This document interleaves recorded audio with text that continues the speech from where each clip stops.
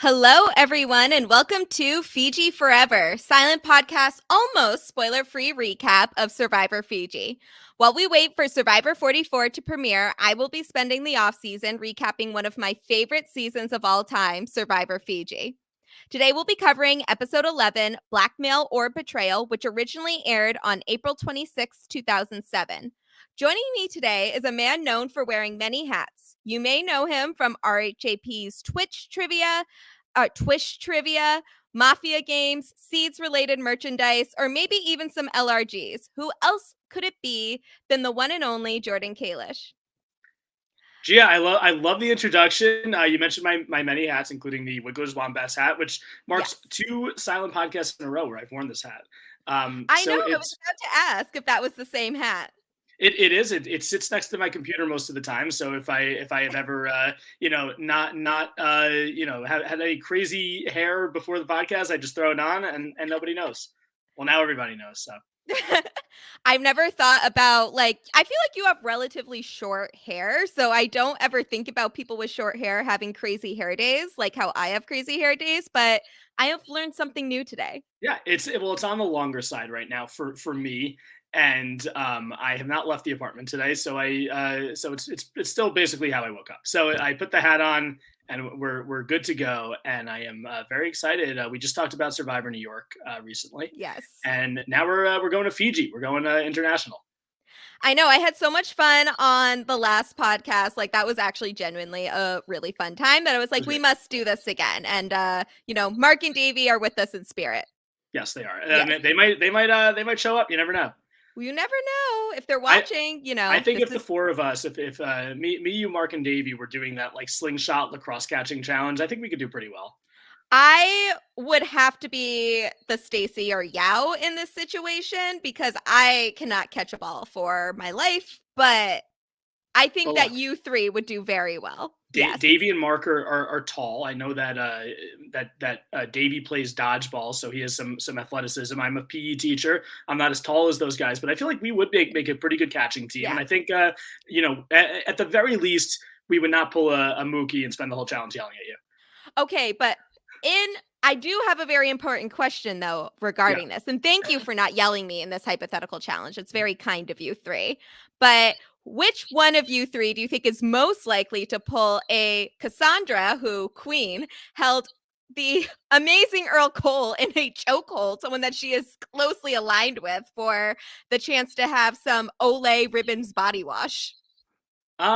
I think the most likely it's between me and Davey. I think Yeah. Davey could be a little shady, and I think that I play dirty sometimes. So it's one of us two. Mark's too nice.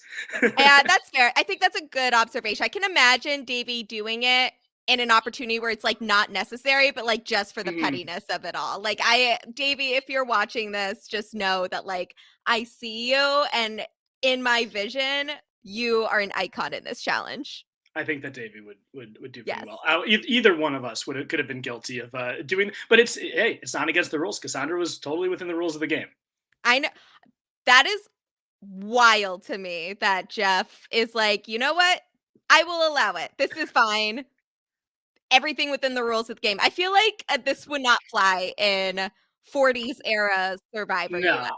And honestly, I think that's a good thing. I'm a PE teacher, so a lot of what I look at when I'm planning a class, or I look at the safety rules. And yes, I teach elementary school, so I'm not saying that all of these challenges have to have the same rules that I do in my elementary school PE classes. But I do not think you should be able to to put your hand around another player's neck. Very reminiscent of Rob Z choking Clay in the attack zone.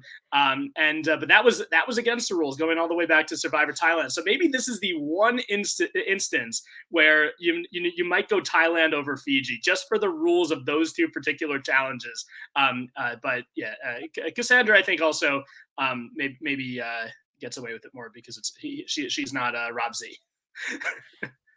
How dare you? This is still Fiji over Thailand for me. Well, in Honestly, I every think in this every other category except for the rules of these very specific challenges. no, I think because it's Cassandra and Earl where it obviously Earl was in shock, but if it was Alex doing this to Earl, I'd be like, get him out of the game. This is Yeah, yeah. I think so too, and I think it's like not malicious in any way. She's just trying to win, and like Earl is probably like more. I would assume Earl is probably quicker than Cassandra in this challenge, and I think she was just trying to do anything to hold them back. Yeah, I do think that, I think Earl forgave Cassandra pretty easily from what we saw. We didn't see like a formal apology No, from her, but he's also not planning her downfall like Mookie is for sending him to Exile Island. So I think that this is, like they still seem to be on the same page at this point. yeah, I don't think that this is gonna affect the alliance at all. Yeah, I think they're good so far. I have faith in Cassandra and her social game at this point. And I think Earl is not really a malicious player, especially when that could come at the detriment of his game, because they have a pretty solid alliance here, not just because they are the All Black Alliance, but I think that like from the time they have been working together since the new Moto was formed when the tribe swap happened, that those two have become incredibly close to the point where, he considered her one of the core four of that alliance, kind of overriding some of the people that he was originally on Rabu with. Mm-hmm. Yeah, I think they were definitely in the hub, and they are doing a good job of controlling things to the point where Yao, who's another one of their close allies, his idol gets discovered, but by Mookie and Alex in this episode, and everyone is more concerned about the fact that Yao had his bags gone through, more so than the fact that he had an idol and could be very dangerous going forward. This really reads like a sitcom to me, because of course this is what would happen when Yao Man gets blackmailed into revealing his idol find. Like I don't blame them. I feel like I am pro bag searching. Mm-hmm. I think that if it's an option, if it's allowed, you should be able to do it. One of my favorite seasons of South African Survivor was a season where you could literally look through someone's bag and take the idol if you found it. And it made for some of the funniest television that I have ever seen in Survivor history. So I am just like pro this all the way. And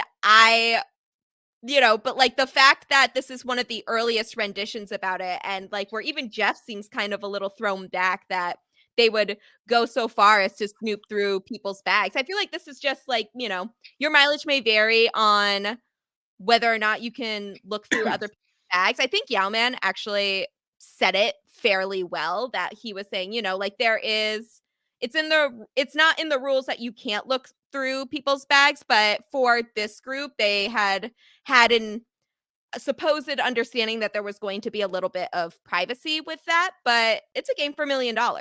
Yeah, I agree. And Probst, the tribal council, calls it both snaky and ratty, which Yes. I always thought a snake and a rat were two opposite things when you're talking about Survivor, but apparently you could be both if you're going through somebody's bag. I totally agree with you. This is it's always been within the rules of the game. You can search through somebody's bag. The way to counter that is by hiding the idol somewhere else. And I think that Yao is a very smart player, but I think it was a bit of an oversight on his part there to leave his idol in the bag. But as you said, it's hard to really fault him too much because you didn't see this so much early on in Survivor. It's definitely become something that's more common nowadays. Yeah. I think that I had Mookie and Alex do a lot of things that I disagree with as players, and they just I was not a fan of them in this episode. But this was not for the reason of going through the bag. I think that was totally fine. Yeah, I think looking through the bag may have been the one correct thing that they did as a unit this challenge, when Yes. We kind of hinted in the last episode that like even without the idol in the equation from the It's a Turtle episode, Edgardo is probably a good choice to go here anyway, because he kind of seems like the glue, like one of the more functional members of this alliance. And I feel like this, without Dreams as their kind of fall guy member, because he's clearly not with them anymore to the extent that they were hoping for, and Edgardo not being there because he's voted out, these two together just kind of running with it like a chicken with their heads cut off. They're just not yet. They make some cutthroat decisions, I would say, but like then in practice, they don't actually do anything to actually persuade anyone to be on their side. And I feel like Yeah, there are several ways that they could have they done something to be a little more in their favor. they had so much information that they could have used. It wasn't about not being able to figure out what was going on. They knew they were on the bottom. They knew about Yao's idol. They had all the ammo, and I think they just didn't have the strategic game to be able to pull that off. And also, I think they didn't have the social capital to be able to pull something like that off. But you mentioned how you talked about how Dreams is no longer with them. The beginning of the episode, Mookie and Alex are having a conversation where they claim to think that Dreams was never actually with them. Do you think that's the case, or do you think that there was something that they could have done to keep Dreams more in the fold? So, something that I've been saying a lot, and like, as I'll reiterate, the rules of this podcast are that like it's spoiler free. So, we're not talking about anything that happens in the future of this Sure, episode but except in for this game episode, mechanisms. Yeah. So, from what we have seen in the past episodes and the fact that we have like interviews from players in the future, I think that Dreams really wanted to work with Earl and Cassandra, and I think that made his choice a little easier for them. That being said, I think that the Black Alliance members in Fiji are overall very self-interested players, and I think that if he was given a better deal with the Four Horsemen, I I think he would have had a much easier time. I don't think he would have sacrificed his game if he thought that he had a better chance of winning with the Four Horsemen. hmm Maybe he would have tried something like making sure that Cassandra and Earl were the last two of the syndicate there and then give him a little more wiggle room, or I don't know what that would look like if he had decided he wanted to work with the Four Horsemen for a little longer. But I think between them, for one thing, targeting Cassandra, which is probably the last person that you want to target in a pivotal vote like the Edgardo vote last episode to sway Dreams onto their side. So I think between them targeting Cassandra, not telling them about the idol immediately once they found it, and especially not Mookie telling him once they found it. I think there's just, and how Edgardo and Alex treated him in Cassandra when they were on hmm the original Moto. I just think that there were too many things uh, striked against them for Dreams to really consider them as like his ride or die allies. And I think that's more of a fault of theirs than Dreams. And also thinking about the Michelle Yee vote, which we have also talked about before, Dreams has said in future interviews that he was always going to be voting out Michelle because he wanted to take her place in the Syndicate Alliance. hmm So I think that this is always something that was in the back of Dream's mind, but he did, like, I think that this is something always that has been in the back of Dream's mind, but I think if he could have played the middleman for a little longer, he would have as well. I completely agree with what you're saying. First of all, I think that based on all the reasons you just said, I think that he realized there's no way he's breaking in. Yes, it was called the Four Horsemen, but it was more of like the Three and a Half Horsemen, where he Yeah. was always on the bottom of that. Edgardo, Mookie, and Alex were a very close trio, which is kind of scary to go up against in a game where you have three people that yes, you might be voting with them, but you're never going to really break into that. I think there was more room to maneuver, and with Michelle out of the game, who I think, as you said before, was definitely above him in the pecking order with the Syndicate Alliance. I think that there was more room for him to move around, especially with the Black Alliance that the other players didn't know about. So in the last episode, I think that voting out Edgardo made total sense. In this episode, I also think it did make sense. I think it could have made sense for him to vote to go back to Alex and Mookie, but I kind of think the way that they were acting around camp and sort of like they were openly very pissed off at him, and I think it's hard to go back to that. It's hard to work with people who don't seem to want to work with you, and I think that Alex's quote was that he thinks that Dreams was never with them, and I don't know if that's necessarily true, but I do think it's true that in Alex and Mookie's mind, they were never really with Dreams. So I Yeah. understand his move going away from them.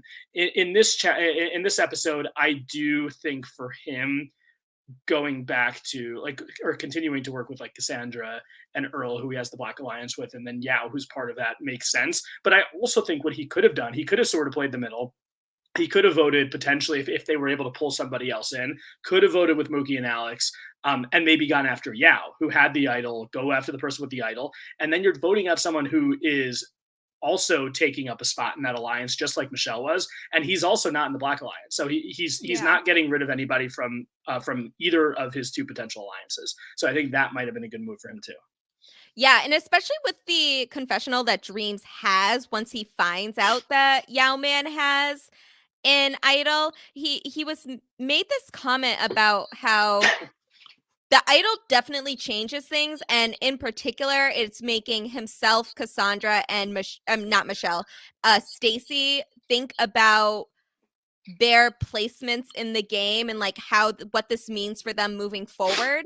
And I think it would have been really easy for him to convince those two, like, but I mean, I wasn't there, so I can't speak for it confidently, but like, Mm-hmm. I'm assuming that means that him, Cassandra, and Stacy were having these conversations with them about Yao Man having the idol. What does that mean for them? So maybe there is a world where Dreams, Cassandra, and Stacy are able to join them for one vote to vote out Yao Man and then move together with the syndicate if they decide that they want to continue with them, and Uh, that that's kind of a win-win for those three in particular. to me, the biggest mistake that Alex and Mookie make, and they make a bunch of mistakes. The biggest mistake is, first of all, when they find out that Yao has the idol, which is useful information. I mean, I'm not going to knock them for finding that out. It was actually good Survivor play for them to find it out. But they were like, it's like the metaphor about a dog chasing cars from the Dark Knight, where they don't know what to do with it once they catch it. So they have this information, and then they're like, oh, we're gonna blow things up at Tribal. That's not when things change. That's the worst time to blow things up, except for a very few instances in Survivor history. But the move is not to blow it up at Tribal, and the move is not to do what they did, go back to camp and make it a big thing. Oh, we went through the bag, because clearly they went about it in the wrong way, because Cassandra and Stacy are now pissed off at them for the method in which they obtain the information. I think what they had to do was have either, not necessarily one-on-one, because there's two of them on them. It could be those two and other people that are on the tribe, like a Stacy, like a Boo, like a Cassandra, like a Dreams, and say, look, Yao has this powerful position in the game. He has this relationship with Earl. He has a relationship with Cassandra, and he also has the idol. This could be a good time to go after him. And I think what they could have maybe done, especially after Cassandra said in the group conversation, about splitting the votes on Alex and Mookie, Stacy knows about this, and I think Stacy, she has to know that like her position isn't as strong with this alliance as some of the other people are. I mean, she's sort of, I think she's always sort of been like the maybe hanger on to that alliance. And if Stacy knows what her position is, and Alex and Mookie were to go to her and maybe go to someone like Boo, those are like, two of the people that could be swing votes. All you need is four, because if the main alliance is splitting the vote, you just need four to get the majority. And I think if Alex and Mookie had done that instead and really made their case, instead of like making it this big investigation witch hunt type thing that actually gave Yao more sympathy with everyone else, I think they could have been successful, and they wouldn't have even needed to go to Dreams in that situation. Yeah. Yeah, and I feel like, people like Stacy, maybe Cassandra. I feel like Cassandra may be a harsh sell if she doesn't feel like she's going to have Dream support in that, because she Mm-hmm. seems to be very tight with Dreams. But I do think there is a world where they are able to convince like Boo and Stacy, Dreams and Stacy, Dreams and Boo, somewhat like Mm-hmm. some iteration Yes, of that group of people. And also just when you hear Cassandra and Stacy like sneaking up on you, and their assumption is like they heard everything. We later find out from Stacy's confessional that they did not in fact hear everything. they But heard like words, but just they don't know what the words were. yeah, they heard idol and heard a couple other things. So it could have just meant anything. So I would say like pull them over. You see them snooping and say, "We know that Yao Man has an idol. We should do something about it." Like Mhm. start the conversation rolling, and don't let, especially Yao Man, but Yao Man and Earl in particular, just don't let them know about it. No, no, definitely not. I think that it makes too much sense for these other people, these other players, not to take a shot, especially at Yao, who has the idol. And I did bullet points of this whole plan that Mookie and Alex wanted to do of like blowing things up, and then they think they're screwed because they were being spied on, which I don't know why that would screw them. Like it wasn't like it was Yao and Earl spying on them. It was people that they were going to have to maybe bring in and tell this information anyway who were there. So in parentheses, just next to all this, I just wrote terrible plan. Terrible idea. Sneaking through the bag, good idea. Yes, Everything that follows yes. afterwards, awful Yes. execution. Let Parks. I just saved that Parks and Rec video recently where what's her name? Leslie Knope has the presentation and she's like, "You blew it super hard." Like complete buffoonery. That is them right now with this information, is that like we had a good idea going, and even in the scenes from the next episode that we saw last time, they really push on this idea that Alex and Mookie are finding out about this idol, and it could turn into like this master plan coming out of them, and it just ends up like blowing up in their faces because they do pretty much everything wrong after that. And I think part of it is the fact that they are two different people that, like, from what we have seen from Alex and Mookie, they are two different people when things are going their way versus when they are not. Because in the few episodes that we got at the beginning with Alex and Mookie content, they seemed like generally agreeable. They were like one of the more likable people on their tribe, especially when we saw, you know, like the Rocky shenanigans and Alex's reaction to how Stacy and Lacey were treating Dreams and Cassandra. And that's when they are at the top of the food chain, really, on their respective tribes. And then they get to consolidate that power once they get onto Ravu 2.0. And again, that is where they, you know, they're building bonds with Dreams. They seem to like have a plan moving forward. And then as soon as things don't go their way, they're rude, they're very demanding, they are trying to make these big moves that are like going down swinging, but really it's just them going down even harder. Like that, now it's just there's no sympathy for them, and there aren't enough players that want to work with them. And I think that there is, even when we were seeing this last episode, Alex is kind of telling Stacy, basically, you owe me one. We're going to vote Cassandra out. And Stacy decides, no, I don't want to do that. And I don't owe you anything. Yeah. So nobody owes anybody anything in Survivor. And you would think that from Alex getting in touchy subjects, he was won the award of who is the most entitled at their camp, that might be a signal of like, I need to work on my social game in this tribe, because they're reading me as an entitled individual. And everything that happens after that leads me to believe that they are right on the money with this. And I think there's an art in Survivor to playing from the bottom. I think when you're on the top, when you're in the numbers, I'm not saying it's easy, because I think it's actually pretty tough to be on top, stay on top the whole time, and then make sure that if you do get to the end, that you're the person that everyone sees as having been the brains behind the operation. So that's a difficult game to play too. But when you're on the bottom, you have to be extra social, extra agreeable. You need to do every little thing right in order to maybe pull the numbers in your favor. When there's a plan to split the votes, it makes that degree of difficulty a little bit easier, because if the majority is splitting the votes, you need fewer people. And I think based on Alex's vote for Mookie at the end, I think at least he picked up on the fact that the votes probably were going to be split, because mathematically it makes sense. So it should have made this a little bit easier, but I think they were so tough to be around. You see, Mookie is getting pissed off at his teammates during the reward challenge.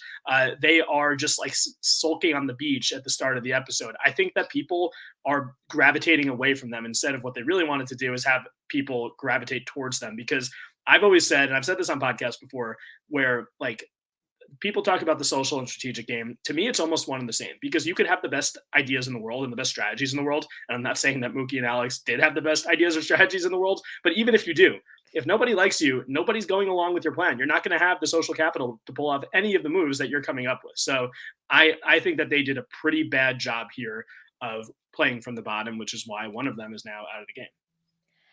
Yeah, there's a lot of feelings about this. And this is one of the things that I really like about this season, and the fact that, I'm not saying we should always have recruits on every, like, I like a healthy mix of fans and recruits in the game of Survivor. But so I'm not saying we should do another season like this where everyone is a recruit, but it's watching this in the real time, like, you know, I'm 12 years old watching the original Survivor Fiji, and then watching it now at 28, you know, just turned 28. So that's hard to roll off the tongue right now. But seeing, and you know, I've seen more Survivor since then, and just seeing all of the things that they could have done differently, but they just did so poorly because of how new they were to the game is just very comical to me. It's just like sometimes the best TV is just people making terrible decisions one right after the other. And this is kind of what happens, particularly for Mookie, because he doesn't even think to vote for Alex instead Mhm. in this plan. And I don't know what Mookie's plan was or what Mookie's strategizing was like once they got back from the immunity challenge, but they are very much making some, you know, like there has to be some conversation going around about like what they are going to do instead of him throwing like a Hail Mary vote on Boo for some Yeah, reason. I that came out of nowhere. I mean, I've seen this season multiple times, and I knew that Mookie, like, you know, I've watched the season a bunch, and I remembered that Alex put this vote on Mookie, which I think is actually not as a duo, but I think it's probably Alex's best move of the episode because he would have been the one voted Yeah. out on the revote. So clearly his best move. But I think that Mookie gave up. I think that Mookie knew he was in a bad situation, didn't know how to get himself out of the bad situation, and kind of lost hope and just gave up. And I think that, you know, Alex, when he's talking to Earl when they go on the reward, he's talking about the fact that he wants to be there more than Mookie, and Mookie doesn't want to be there anymore. And Alex is saying that, you know, I think he's saying that persuasively to try to get Earl to get rid of Mookie before he gets rid of him, even though really it's a counterintuitive argument because if you're Earl, why would you get rid of the person who wants to be in the game and who's going to be a stronger competitor going forward? So I think that Alex didn't realize that he was making the wrong argument, but I do think that what he was saying wasn't just him trying to, it was him trying to sway Earl, but I also think there was a modicum of truth to it. I think that Mookie Yeah. didn't really want to be there, and you could sort of tell. Yeah, I at first when I first watched this, it did seem like that like Alex was just throwing shit to the wind and hoping something sticks at this point. Hmm. But everything that we see afterwards, and Earl says that back as his response. It's like, yeah, well, you know, like Mookie not wanting to be there is could be a reason that people keep him over you. So it's not something to do with the fact that like Alex wants to be here more. If anything, that's a reason to Yeah. take Alex out more because he has more gas in the tank for why he wants to be there. But I'm assuming that, you know, at some point Mookie was kind of, you know, back at Ravu, even though he was on the Have Not tribe, he was like never really a consideration to go home. He was always not always voting correctly, but he was always like off of people's radars as a potential target. He was seen as a very valuable tribe member. He integrated with what would eventually become the Four Horsemen very easily when he was still on the Ravu tribes. Up until the vote, or I guess for Mookie, up until the Michelle vote, you know, things were going their way for pretty much the entirety of the game. And now things are not going their way, and Survivor is starting to get a lot harder. And I think that this is kind of another point where, you know, Mookie kind of ends on a sour note. Yeah, and I think this is where, you know, the playing from the bottom versus not playing. I don't know if he was. I guess he could have been on the top or near the top if the whole Four Horsemen vote didn't break, or like the whole Edgardo vote doesn't happen. But I think that when he was able to coast, like he was a fine enough player, and I think he wasn't like too controversial of a character around camp. Like he was never really getting himself in that much trouble. He did make the merge. He's not one of these people that you're like, oh, this guy's just going to go pre-merge. But once he actually had to do something, when he was in a position where he had to change the status quo, he just wasn't able to do it. Once they stopped voting out women, you know, things just completely fell apart for poor Mookie. Yeah, Poor that's actually a good Mookie. point. Yeah, I say in quotations, but yeah, things are getting very difficult for him. And now he's officially out of the game, so we can talk about Mookie's game as a whole. But Jordan, you mentioned that you are, you know, you've seen Fiji a couple times now, but can I ask about your Fiji story? Like, what is your experience with this season? So Survivor Fiji is a season that I have said for a long time, and I have not hammered this point home as much as you have, that it's an underrated season of Survivor. I've Yes. I've always been like a fan of this middle school era, Mhm. kind of starting from, I think there are more like Vanuatu and Palau stands than there are of like Guatemala and Fiji and Cook Islands, Yeah. and it's an era of Survivor where the show was trying a lot of like kind of weird things that you don't see so much anymore, like the have and have nots twist and like kidnappings and like try people like visiting the other camps. There's like a lot of weird stuff that happens in this era that is kind of awkward and doesn't always work, but I like that they were trying stuff without drastically changing the game, like I think they've done in some of the more recent seasons. I think you also get a lot of great characters in these seasons, and I think Fiji is one of them, where even in some of these I mean, look, there are a couple of pre-merge characters in Survivor Fiji that are not the most memorable, but you have people like Anthony, Rocky, Lisi, people like that they are, yes, Rocky and Lisi are, sorry, Rocky, Lisi, and Anthony doesn't make the merge, but Rocky and Lisa, or they make the jury, but not the merge. Yeah. But you remember them. You can't watch Survivor Fiji and not remember those people. Post merge, you have you have Earl and Yao Man. You have I think Stacy is a character who gets forgotten, but she's hilarious, and like she's Yeah. such a fun person to have on the show. And then you have Dreams and Cassandra as well, who are, I think, very unique characters, especially Dreams, who you don't really get people like that on Survivor anymore, who has this like, he just has this different feel to him of someone who came off of being homeless and being on the show. So I have always liked Survivor Fiji, and I think that I don't want to say too much about the later game. I think so far, it maybe the gameplay has gotten a little bit predictable up to this point with the Mookie vote, which is why I think it's not at the top of a lot of people's lists. But I do think there's a lot of like to take from the season and really enjoy it. Yeah, especially when we have a season. I agree with you on all your points, by the way. Like, release the Survivor Fiji Stacey Kimball cut, please, because I would watch all of that Mhm. in a heartbeat. Like, let's be serious. And I do really think that like there's a lot of innovative gameplay that originates in Fiji. Like Stacy was actually our winner of the past episode for coming up with the Edgardo Oh vote yeah. and really bringing up a getting all of those, really upsetting awards on the touchy subjects challenge and then really handling herself well afterwards. So like Stacey has had a lot of good Mhm. moments, but then also things like this is the first season with the idol being played in its current format, and it's the format that we still use to this day in Survivor. And I think that comes with a lot of really interesting moments. And one of them happening last episode. So quite a lot of idol drama happening here in this Yeah. episode. And this is not the last we are going to hear about idol drama as well. No, definitely Yeah. not. And Cassandra, I think, should get a lot of credit in this episode for coming up with the vote split plan, because Yeah. the first vote split that we had ever, was like the plan voodoo from Cook Islands, Mhm. which I don't know if these players even saw, if they would have gotten up to that episode when they went out. But Yeah. there was a potential plan in Cook Islands where the idol had a different role where you could play it after the votes. So this is the updated idol rules in Survivor Fiji, as you just said. So Cassandra comes up with this plan to split the votes, where if you have 6 people in your alliance and there's 2 people on the other side, if you trust everyone in your alliance, you should split it 3-2.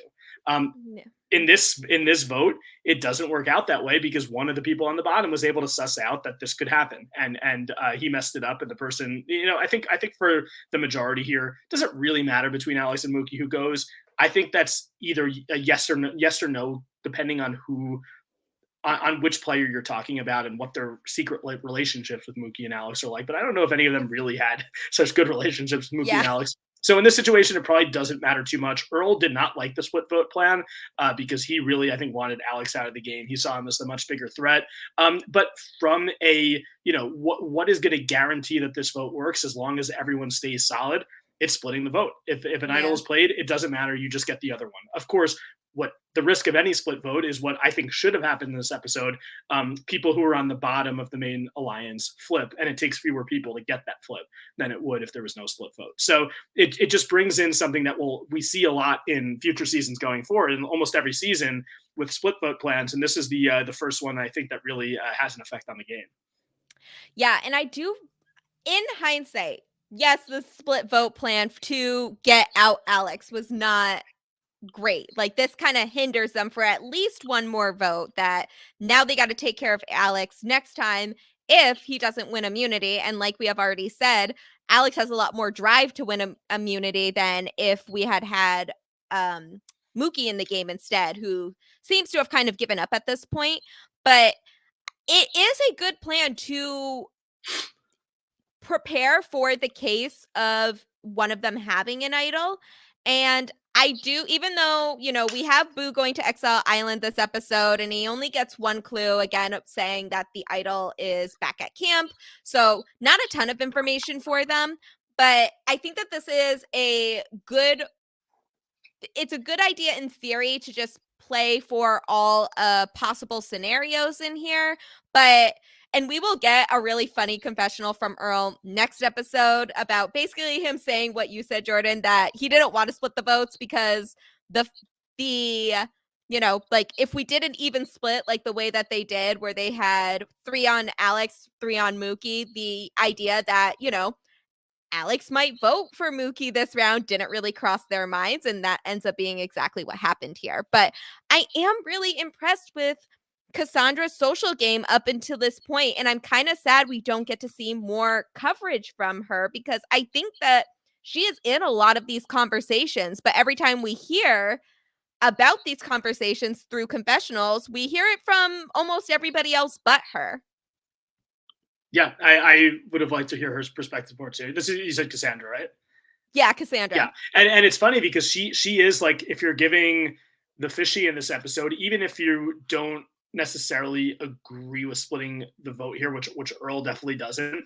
I think if you're looking at like who made this vote happen, I think you have to. I couldn't give the fishy to Alex, even though he did make the correct decision to put his vote on Mookie, and he was actually the one who decided who went home. The actual plan, I think, was Cassandra's plan, and that's the one that went forward. And even though it didn't work out the way they thought it would, it still worked, and that's why you split the votes.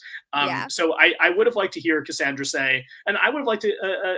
A confessional from Cassandra saying if she had a preference between Mookie and Alex, which one who went first, because obviously we know Earl's preference was Alex. I don't know if we really know anybody else's.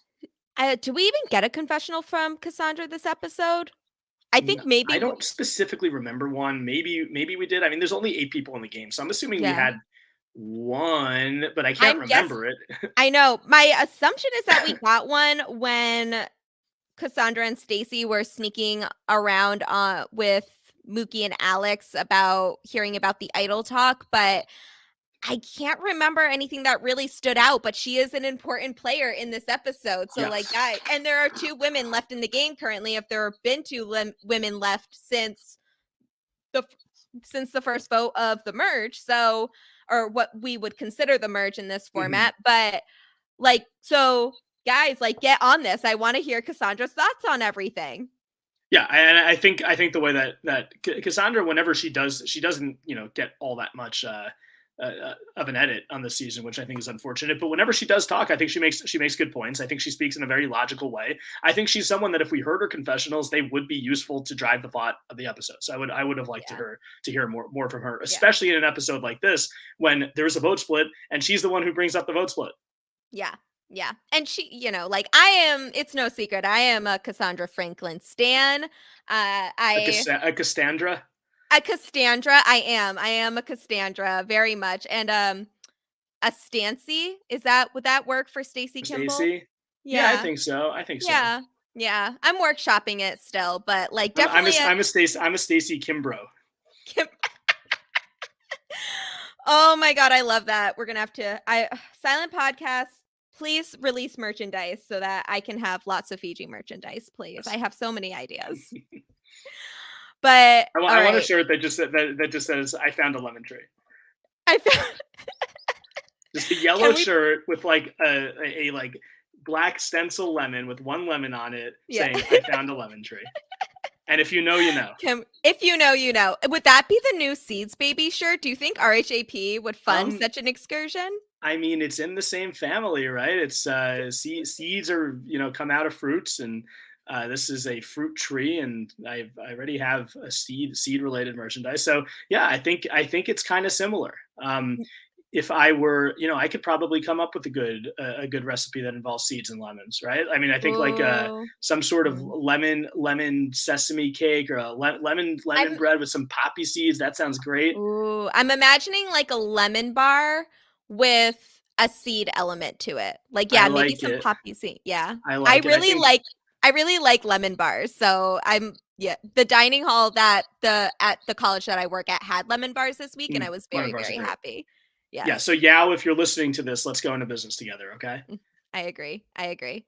I do I think love Yao Man. yeah. Yao Man He's such a fun character. And in the this episode scene. he's so funny. I love to see he just stays so cool when like Mookie and Alex they think they have this great caper and they come up and confront him. He just stays so calm and they talk about one of them talks about in a confessional how his eyes just went big and he looked nervous. He didn't look nervous. He looked like he was just regular old Yao the whole time. And his idol just got blown up in front of everybody. But I think he knows that he's in such a good spot that like his alliance is solid and everyone just wants to vote out one of these other guys. I don't think he cared all that much. I'm obsessed with Yao Man's petty moments, and they happen more frequently than I remembered in my Mhm. first watch of this season. But the entirety of this is another reason why their plan sucks because the entirety of the blackmail plan hinges on the fact that Yao Man cares and does not have enough power to like keep his alliance together. And I Mhm. think the only way this falls apart for Yao Man is if Earl decides, yeah, you know what, like this is too much collateral for us, Leah. No, like we can let him go here. But like Earl knows about the idol. He was the only one that knew about the idol beforehand. And Yao Ming correctly deduces that this isn't going to matter for this vote. Like whether or not he has the idol or not, Mhm. he doesn't even receive votes here. So whatever plan they were hoping to come up with, like none of them even vote for him in hopes that this would work out. And I think that for Alex, it ends up working in his favor because Mookie ends up going over him. But the fact that absolutely no one votes for Yao Man here and they made such a big deal about the fact that he had an idol is just again another reason why this was a They, stupid plan from the very yeah. beginning. I almost think for this to work for a player, I think a better player or two better players could have made this work. But Yes. for players of Mookie and Alex's caliber to make this work, I think that the holder of the idol would have had to be someone like Stacy, who was just in the touchy subjects challenge, was just voted like the person that nobody likes, and in all of those categories, which was and that was the previous episode to this, right? Yeah. Yeah. Yep. They do not So speak for me. yeah, so Yes. basically, I think that if Stacy had it, and we saw that, even though she's in this alliance, she has, she has less of a social standing in this group than Yao. I think with Yao, everyone just felt bad for him because they love him. I think with Stacy, maybe people don't feel. Not only do people not really feel bad for her if this happens, I think that maybe they might go along with the plan and blindside Stacy. And is she as much of a power player as a Yao right now? No, but it's still for Alex and Mookie, it's still better than one of them going home. So I think that the wrong person had the idol. They went about it in the wrong way, and it was the wrong people who were on the bottom who were playing with this information. Yeah. The Yeah. tools were And all there. yeah, and I think Yao Man correctly deduces like this is kind of a useless thing to fight about and that he was able to turn it around. And again, I do think that like Yao Man is clearly the better player of these three and it's proven himself to be a force in the game up until this Mhm. point. And we know we have him for at least one more episode because he survives here. That's a But hot take to you that Yao Man's a better player than Mookie and Alex. I know. The Twitter stands will be on my ass after this. So, like I might get canceled for that opinion, but I think it's a fair one to make. I think so too. I think so Yeah. too. And I think we covered a lot of like what happens pre-reward challenge. I do think that like again, really the only other thing that I really want to emphasize is that like once Edgardo is gone, Alex and Mookie just kind of implode and right at the beginning. And I even think like their reactions right after tribal council of them being pissed at Dreams for selling them out. And like Dreams, like I get what he was trying to do here to convince them that he did not screw them over, but it's very obvious what happened at this point. So like Dreams should have just said straight up to me at least he should have said like yes that I did tell them about the idol, but also like I do think that they should have just been better, like take it on the chin, like just better like they lost this round. But Yeah. the fact that they completely dismiss Dreams and just talk, like, even when we see them the day after, they're talking about how they're not going to speak to Dreams for the whole time they're there. Like, they can't believe that he did that. And I get it. They, like, especially with Mookie and Dreams, we did see them kind of developing a bond. And I think something that I have been saying for the past few episodes is that Mookie really should have capitalized on his relationship with Dreams over his alliance with Alex and Edgardo here.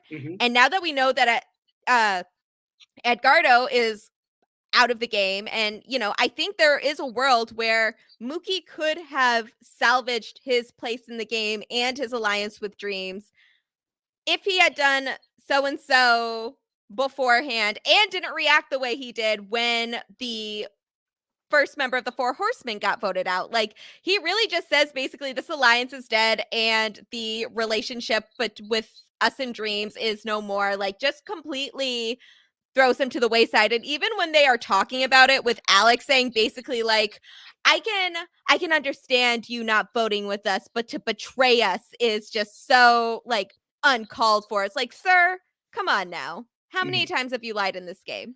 Like, let's be for real. Yeah, and I think, I kind of called them the 3.5 horsemen before. Even if in their minds, in Edgardo, Mookie, and Alex's mind, if they might see Dreams as the fourth out of that four, which obviously they did, but they shouldn't have treated him as the fourth out of this four. If like you said, like you just said, if Mookie were to, to like work on that relationship that he was starting to build with Dreams, and maybe you just make Dreams feel, even if it's not true, make him feel that you're 2-2s.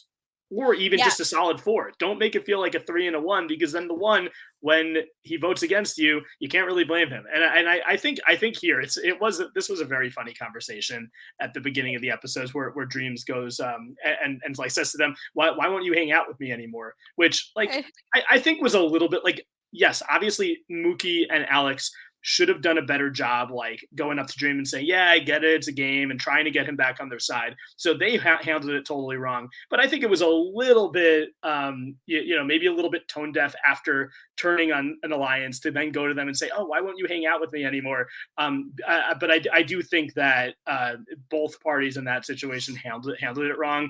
And I think that Dreams did not seem all that genuine when he said like, oh, I didn't know what was going on, and I didn't know about the idol, and I didn't tell them that Edgardo had it. Like he just seemed like it didn't seem like he was telling the truth there, and he wasn't.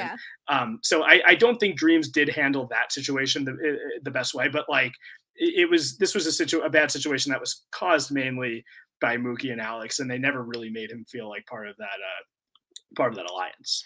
Yeah, like, I think that's like a very Dreams way of saying things, because even in the previous episode where Cassandra is giving him a heads up of like, Earl's worried because you're spending all this time with Alex and you're going off on these long walks to like talk with them about game and things like that.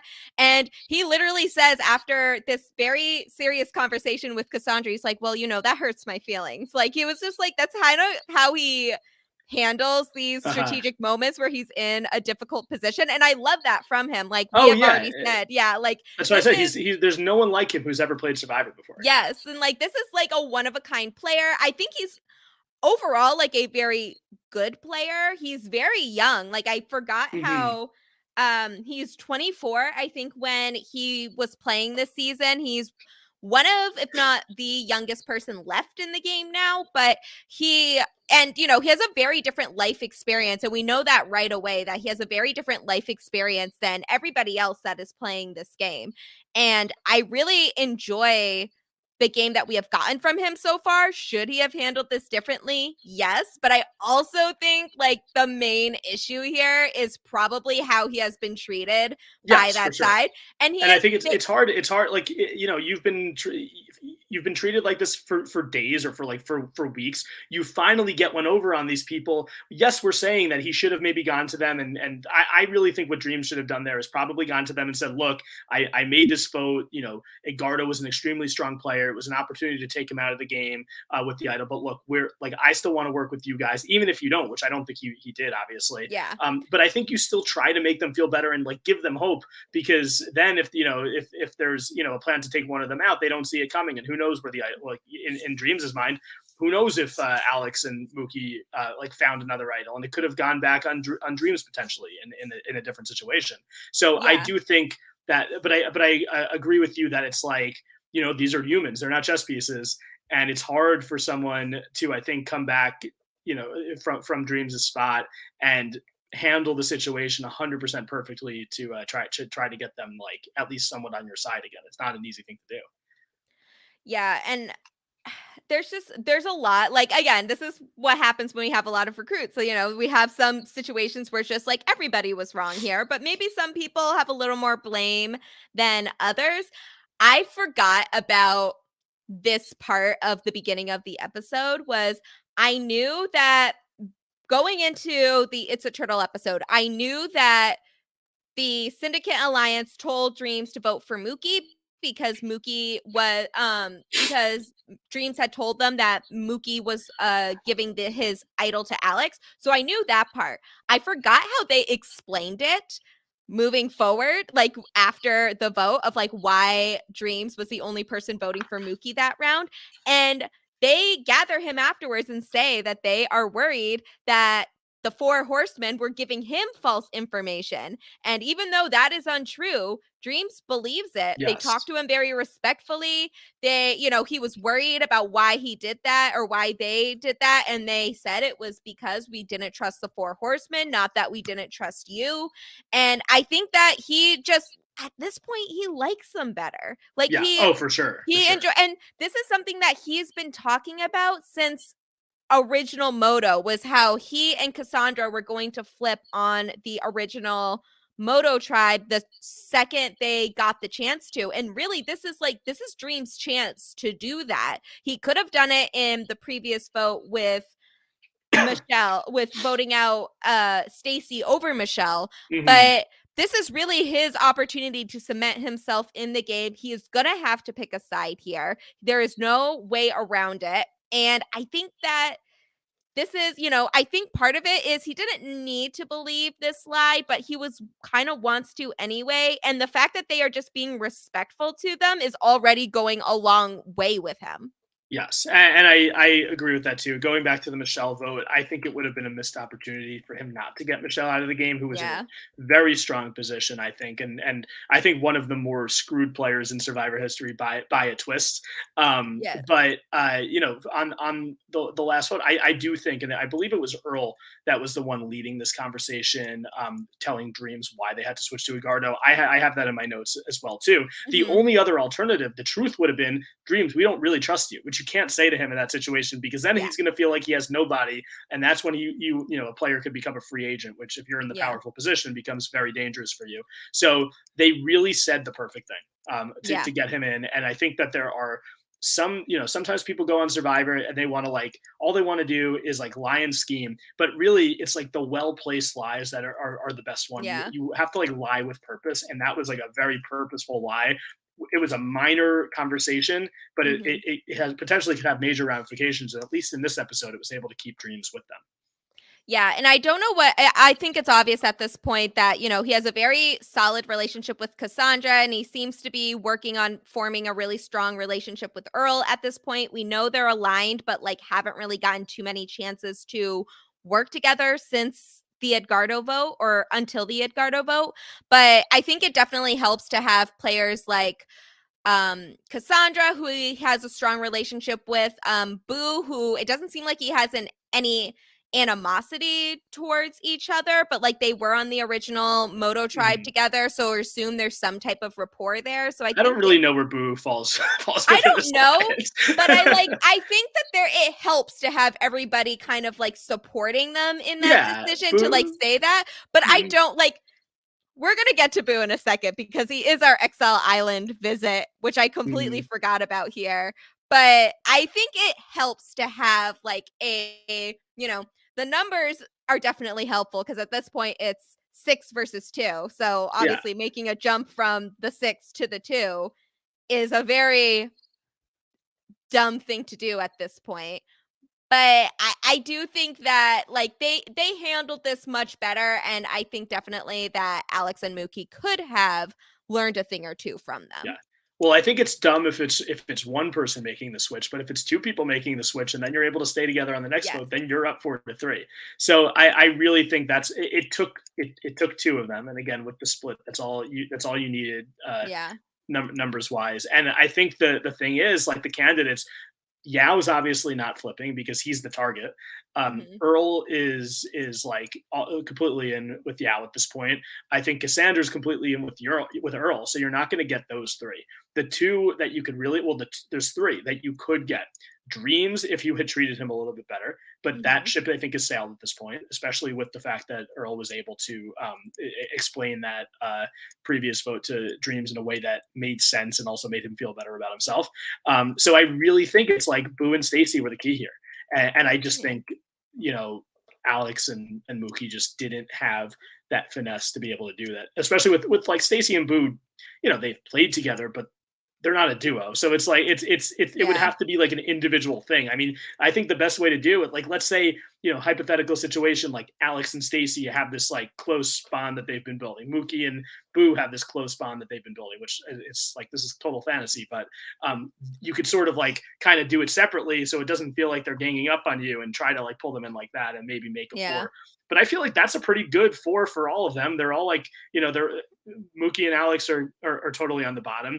Boo and Stacy are never going to be seen as like the power within the main alliance. I kind of think that's, even though it's not a natural four personality wise, it's like, it's an alliance of numbers more than an alliance of comfort, but I think it would have been good Yeah. numbers in that situation.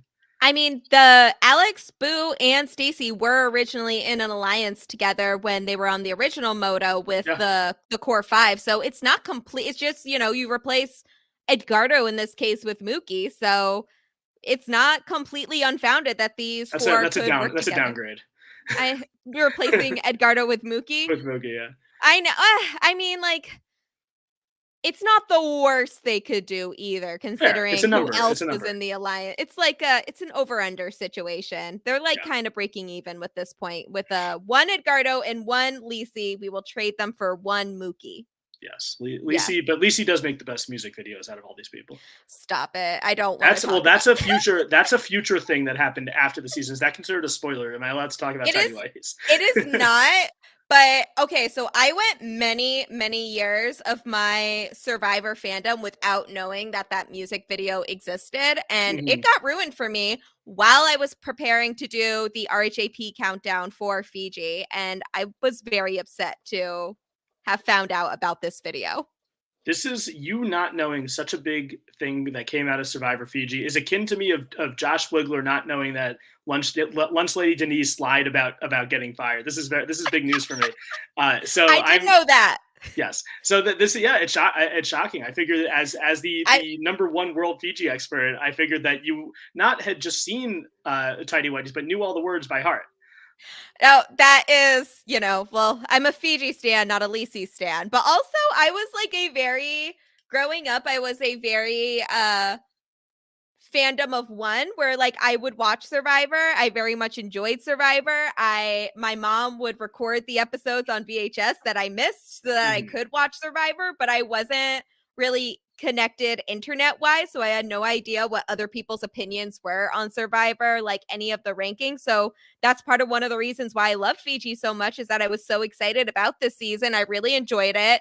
I am a very big fan of the outcome of it for several reasons. And then once I started getting more connected with Survivor community, you start hearing all these people saying, "Oh, Fiji's a terrible season," and I'm like, "You're all are crazy. Like this is just incorrect." And same to you. I really like seasons that are either underrated or not really talked about as much. Like Vanuatu was the first full season that I watched, and it's part of the reason why Christine Palin and I are such good friends and really love like a lot of the same Survivor seasons, because we both love Vanuatu a lot. I really liked I really liked Guatemala when it came out. I was a big Gary Huggaboom fan. Mhm. And just things like that where I really enjoyed the seasons, but I didn't realize like what the outer Survivor community really felt about a lot of these players. So it was kind of just like not a culture shock, but definitely like made me think about a lot of things differently from like what I felt when I was watching these seasons individually into kind of like what the greater community says about things. Yeah, I think that is interesting too. And for a lot of my Survivor fandom, I didn't have this. RHAP came out in 2010, and that's really when I started to talk to people I didn't know about Survivor. But Hmm. before that, I watched with my mom, and like a long time ago, the early seasons, I did have some friends that watched, but I was the Hmm. only one who kept watching. I had no friends who watched Survivor for a really long time until Yeah. RHAP. So it was interesting, and I think that and I would always say that, like, I mean, the level of super fandom that people like me and like you, where it's like another level. But I would always say that I Yeah. was a Survivor super fan. I was constantly thinking about the show. I could have Oh, named yeah. like every player who would not every player, but most players who had ever played if you gave me like a Sporkle quiz for a long time. And I remember being like, I was in middle school when the first one came out, and I remember like I could have told you, during Survivor the Amazon. I could have told you the Australian Outback boot order as a kid, but which is probably not a shock. That's But very impressive. yeah, but I was a super fan for a while, but I wasn't really following it to the level that I do now because I didn't have those other perspectives coming in. I just had my thoughts on the show, my mom's thoughts on the Hmm. show, and then I would. I don't know if I don't think I was rewatching seasons back then because like how would I have rewatched seasons? Yeah. They weren't out on DVD yet. So I just had my love of the show, but now it's become this big thing where especially a podcast like you're doing, where it's I think getting people to go back and watch an older season. It's interesting to see the perspective of people who are watching the show now, and you get that from Netflix too. Watching the show now, who didn't have the benefit of watching when it actually aired. Yeah, and it's definitely like first of all, the fact that they did not put this season on for Black History Month is a crime. Like I'm very upset with them about this. Like This would have been the oh, season to put on for Black yes. History Month. Yes. Or What season did they put? They put. I know they're putting they Philippines. put co no, they put Oh, Co-Wrong. Co-Wrong. co wrong It on was there. I Co-Wrong. would That's right. I am not a Philippines fan. I'm a Jonathan Penner fan and that's about it. But I do like Survivor Philippines, but I think that this would have been a better choice for Black History Month. yes, or like there are several seasons that would have been a better choice than Co Yeah. Wrong. I But know there are a lot of here's the thing, Gia. People like Fiji has that reputation. It's always on like the Jeff Probst list of like one of the bottom seasons, which is wrong. But I think the seasons that have gotten onto Netflix are the ones that are like universally lauded. So I don't I know. I know. mean, Fiji should be on Netflix. I think it is a much better season than most people give it credit for. But I don't know if it's going to get there because of the It's fact that it's been underrated for so long. It's not fair. I don't feel like it is, but Jeff Probst is also wrong about this season. And, Yes. like that. Yeah. I feel like we both have very different ideas from Jeff about what makes a good Survivor season. And Agreed. I am, well noted as a Kage hater. So, Mhm. I I'm am not. like, I'm not in that I boat. I do know, love the I know, Kaguya. I know you're not in that boat. It's like, that's one of my like more like bigger hot takes in there. I'm also a Mhm. Winners at War hater. Not yeah. It's not There's a a hate link between those I between know those two it's not seasons. a hatred of Tony, but I think it's like their obsession with Tony being like forced in the edit Mhm. combined with the fact that I like other people in the season better. There's just a lot of reasons why. That's fair. Look, But everyone has their yeah. their own opinions about seasons, but I do think there are opinions that are just wrong, and I think one of those opinions is that Fiji is bad, and Thank you. it's overly common of a wrong opinion. I can't go into what this post was about, but yeah, Facebook had a lot to say about one particular player on this season that I hold in very high regard. This is And the Survivor Facebook page. yes, Oh, the that's shocking one. that they don't like Yeah. this particular season. Or they don't I mean, I guess I can say the player at this point. We have started to see kind of like where some of his more controversial moves are Can I starting to come guess in. Yeah.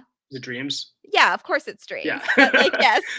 But like The fact that, without giving anything away, the fact that people don't like dreams and because of reasons that are well within the confines of the game, I would say, to a similar token of what we've been talking about with like the merits of looking through people's bags, or just doing things that seem a little underhanded but are well within the rules of the game. But when dreams does it, Choking Earl. choking Earl, yeah, no one I brings love Earl. up I the love fact. Earl, but I also loved when Cassandra did that. I know, it was, I forgot about it. I have seen this season 4 times, and every time I have seen it, I'm sure I will remember it now. I forget that Cassandra chokes Earl during this challenge. It just seems very out of character for her. Earl seems so shocked by it. She should And have I gone love, on some sort of like all-star season for doing it. And it sounds like I'm coming off as anti-Earl. I'm not. we love Earl. No, we love Earl. I am a huge Earl fan. I love Earl very much, but this was a funny moment. And he's fine. Yeah, He he brushed it wasn't. off afterwards. He was choked, but it wasn't like it was a. It was a. It didn't look like that tight of a squeeze. It was a loose choke. Yeah. Who cares? Get off It Cassandra, was guys! fine. Stop getting mad at Cassandra. Everyone's mad at Cassandra now for choking Earl, but I'm putting a stop to it. I don't I think know. anyone's actually mad about this. I don't think anyone remembers that, and that's a shame No, because that nobody is one of does. the. She would How do I not thrive remember this? on the first challenge of heroes versus villains with the break your shoulder crowd. I think that she would have done very well there. This is going in a Twitch quiz. Who choked Earl in the lacrosse Can it, reward challenge? can And it you're the only please? one who would get it right because nobody Yes, seems to remember this. I know, but like, can you please include that in a Twitch one, because it doesn't have I to be think I one that should.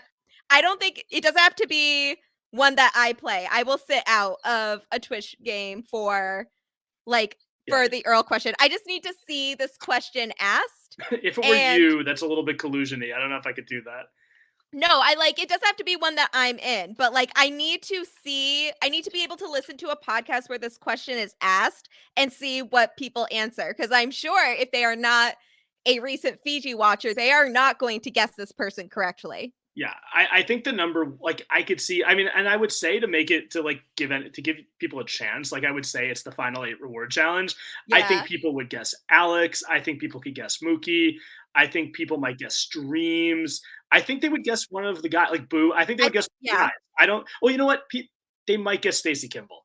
Yeah. I could That's see fair. that over. Cassandra's the last person I would guess. She That was really, choked Earl. They're like best friends. I Or feel, yeah. Okay, yeah, I was not choking Earl. I would genuinely pick Yao Man before Cassandra in this I mean, scenario. he does hit someone's head against the boat in a future season. If I'm not going to spoil it, but yeah.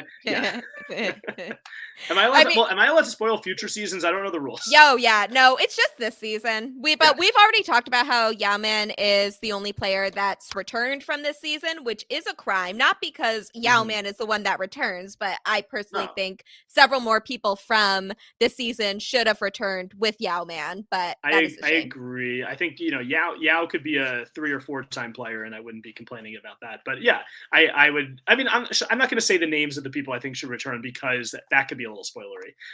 But there are other people on the season I would have liked to see play again.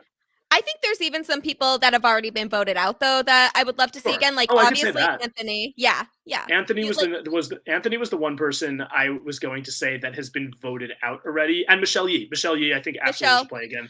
I honestly, like, if no one else, like, there are a couple people that are still in the game that I would love to see return again, and I won't spoil exactly who that is or like why, but I'm sure people can kind of figure it out. But I definitely feel like even when I watched the first time and like hadn't watched for many years and then rewatched the season to see if it's still held up for me, Anthony and Michelle were 2 of the people that I know didn't go as far as I wanted to go, but they were still ingrained in my head. They had like that big of an impact on me, particularly Anthony, who I was such a big fan of when the season originally aired.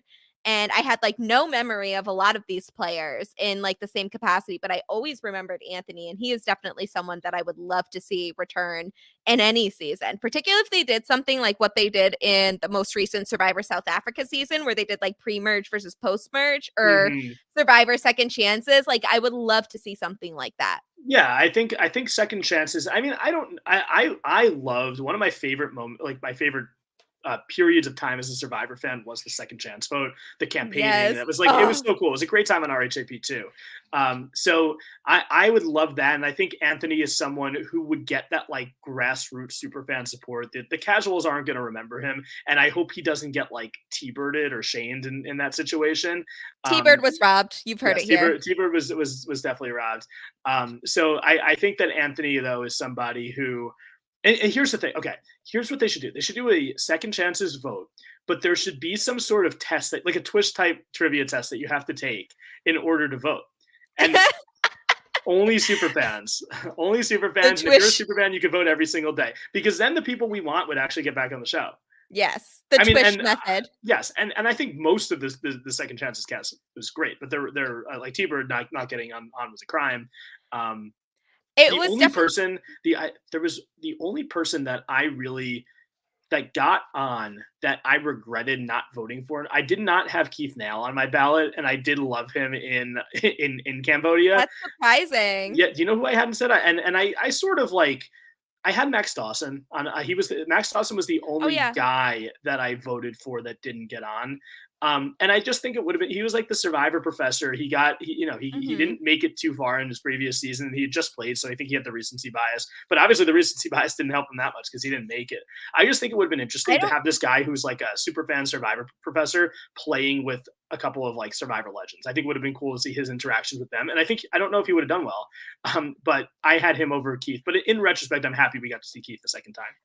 Yeah, and even like I don't remember exactly who I voted for, but I know I voted for players like T-Bird and Shane, who we have already said have not gotten picked. Yes, but players like I know I didn't vote for Kelly Wentworth just because I didn't really remember her from the San Juan del Sur season. Like I know she was there. I know she played with her dad, but I just didn't remember a lot of her. And obviously I regret that because like she was one of the biggest stars of that season. Hey, it's the oracle of Drew Christie. Drew Christie called that she could be a powerful player if she got in a good position, and it happened. I wanted to see Drew's prophecy come to life. And I realized I was wrong that when I said that the only man that got on that I didn't vote for was or actually no, because I definitely voted for Shane. So I guess there were more than, I don't remember who there was. I don't remember exactly what my ballot was. I remember I did not vote for Monica Padilla. Because I had T-Bird on there, and nothing against Monica. She's just like, she's not T-Bird.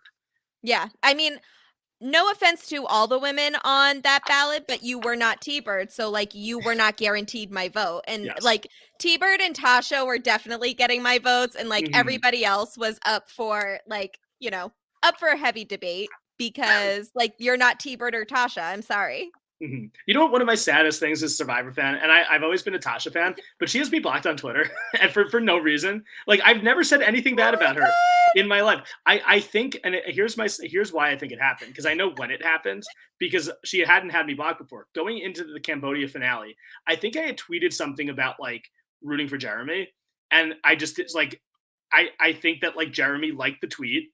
And she's not Jeremy, so I think maybe she saw it and she saw it as like a slight against her. I don't know, but I've literally never said anything bad about her from Cagayan, which is like, as you know, one of my favorite seasons. She was one of the reasons I love that season. So like, it's so sad for me. I really like Tasha, and I've been blocked since 2015. Oh my god! Or whenever, is that what it was? Yeah, it was weird. Like there's survivors who I've said not terrible, but I've like been critical of, and she's not one of them.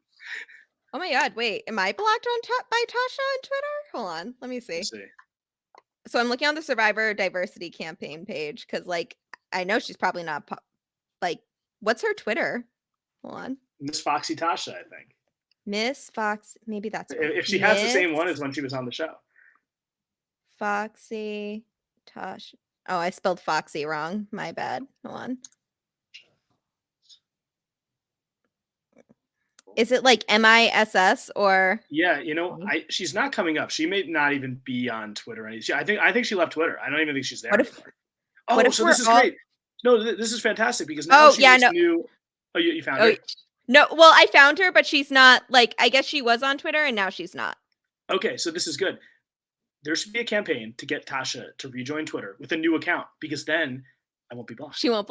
Yeah. But then you got to just make sure that you're not rooting for Jeremy. I just can't say anything positive about Jeremy Collins anymore. I'll just become okay. I'll become like a Jeremy Collins like hate account, and then she'll follow me. But she likes Jeremy. Like I don't get it. I mean I don't. Yes, I was rooting for Jeremy to win second chances over her.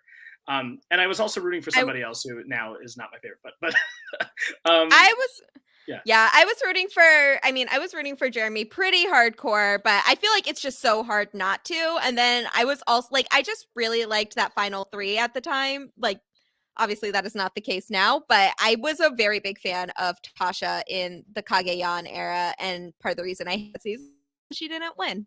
mhm. She did well Yes, though. One of the best she did. challenge runs of all time, I and think I think statistically she has like the highest challenge win rate from like really, individual challenge wins. It's something like that. Yeah. There was a Twitter account where I can't remember what the exact percentage was or like what the like, but it was something with like the number of individual challenges that you played and the number that you win. It probably went through multiple seasons because Tasha also won individual immunities on both seasons that she was on, I believe. So mhm. it was something along the lines of that. But I was a big Tasha Fox fan. I am shocked to hear this though. Like I I did not know. realize we'd be getting all of this tea today with the Tasha Fox drama. We haven't Yeah, even gotten to the I mean, immunity I don't challenge think yet. my guess. Look, here's I usually give her the benefit of the doubt where she's going into it was like literally the day of the finale, so she literally knows she's going to see herself get swept in a Survivor Final Three vote, and she probably was just like, you know what, enough of this Jeremy BS. Like, I'm not getting any votes. I'm blocking anyone who's rooting for Jeremy. And I know I remember Jeremy liking the tweet. Which is Yeah. probably how it ended up on her newsfeed because she didn't even follow me. It's not like she followed me and I said something bad. She just decided to block me. And I've heard this. I think I actually have heard. I've told the story before to other Survivor fans. I remember like two or three of the people I've spoken to also have told me that Tasha blocked them around that time. So I think just she maybe just was not looking forward to seeing herself lose the game at the I'm final sh- three. I'm sure I don't as blame we her. have It's fine. yeah. I I don't am hold it against her. She's still a good Survivor player. Yeah. Oh, yeah, absolutely. I mean, I don't hold it against her either, but I don't think I was blocked, so it's a little easier for me to say. But also, I just don't I'm sure, as we have seen from the behavior, even from this most recent season, that she was getting a lot of unnecessary messages throughout the game Sure. she whenever someone that they were rooting for got voted out because of her or whatever. So I'm sure like that is something that she also had to contend with. Oh, But I'm sure she did. I'm sure she was getting a lot of like yeah. a lot of these players get, when they're in a powerful position on the show. And I think some Yeah. players more than others get these messages. I was not one of the people sending. I don't think Yeah. I never Yeah. had any sort of interaction with her in my life. But yeah, I was like, and look, Yeah. I liked it. Like I wanted to see what she was saying. I wanted to know, what does the Yeah. fox say? Oh, I'm going to block you now for saying that. I think But you should. I think I deserve it. no. No, I won't block you. I want to see the lemon tree shirt come to fruition and I won't be able to do that if I block you. Yeah. So, yeah, like I take our friendship very seriously. So, That's good. Don't bother me, and I will. If the lemon tree ever happens, I'll send you a lemon tree shirt. Yes. But I want Yao involved somehow. I want to go into business with Yao Man. That's my new goal. I think we all would love that. I really like does Yaman do interviews now? Like is that I something haven't heard him in a I long haven't time. He's been yeah. on RHAP. I remember like early RHAP, he was on there, and I know he's on Facebook. We're Facebook friends. Um, Oh, yeah. so you So already have that connection. I know. Yes. I bet you could get Earl's on Twitter. I'm sure he has some, and he's been on Shark Tank before. I'm sure we could make something It's happen. true. Yeah. Yeah. Sharks. I have a catchphrase.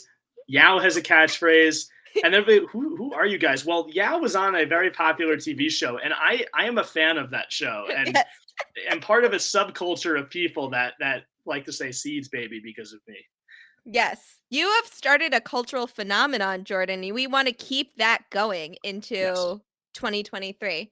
Is there can we still buy Seeds Baby shirts on RHAP? Like, is that a continuing? I think it's still on Yeah. there. I'm pretty sure it's still in the merch store. The last I checked, I haven't been on there in a while, but I'm pretty Let sure me you can. see. I want to make sure. Yeah, like this is a continuing thing. I'm sure there are still people that buy them, and Like, I don't know. I assume so. I can't afford t-shirts right now, so I do not have one, That's but fair. I haven't bought clothes in a very long time. it's not in this economy. Like, I had to pay for gas today, and that was already a whole thing. And I won $2 on a scratch ticket, which I'm assuming is not enough money to pay for a Seeds Baby shirt currently. Well, it depends how much money the was on the scratch ticket. It was $2. I won $2. Oh, so is it one of the ones that like So cost $2 and you won $2, or did no. it cost $1?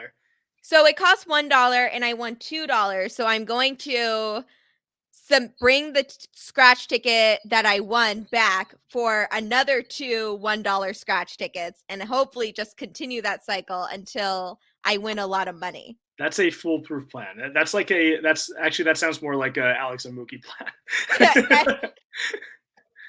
I think my plan has a higher chance of being successful than the Alex and Mookie plan. Fair.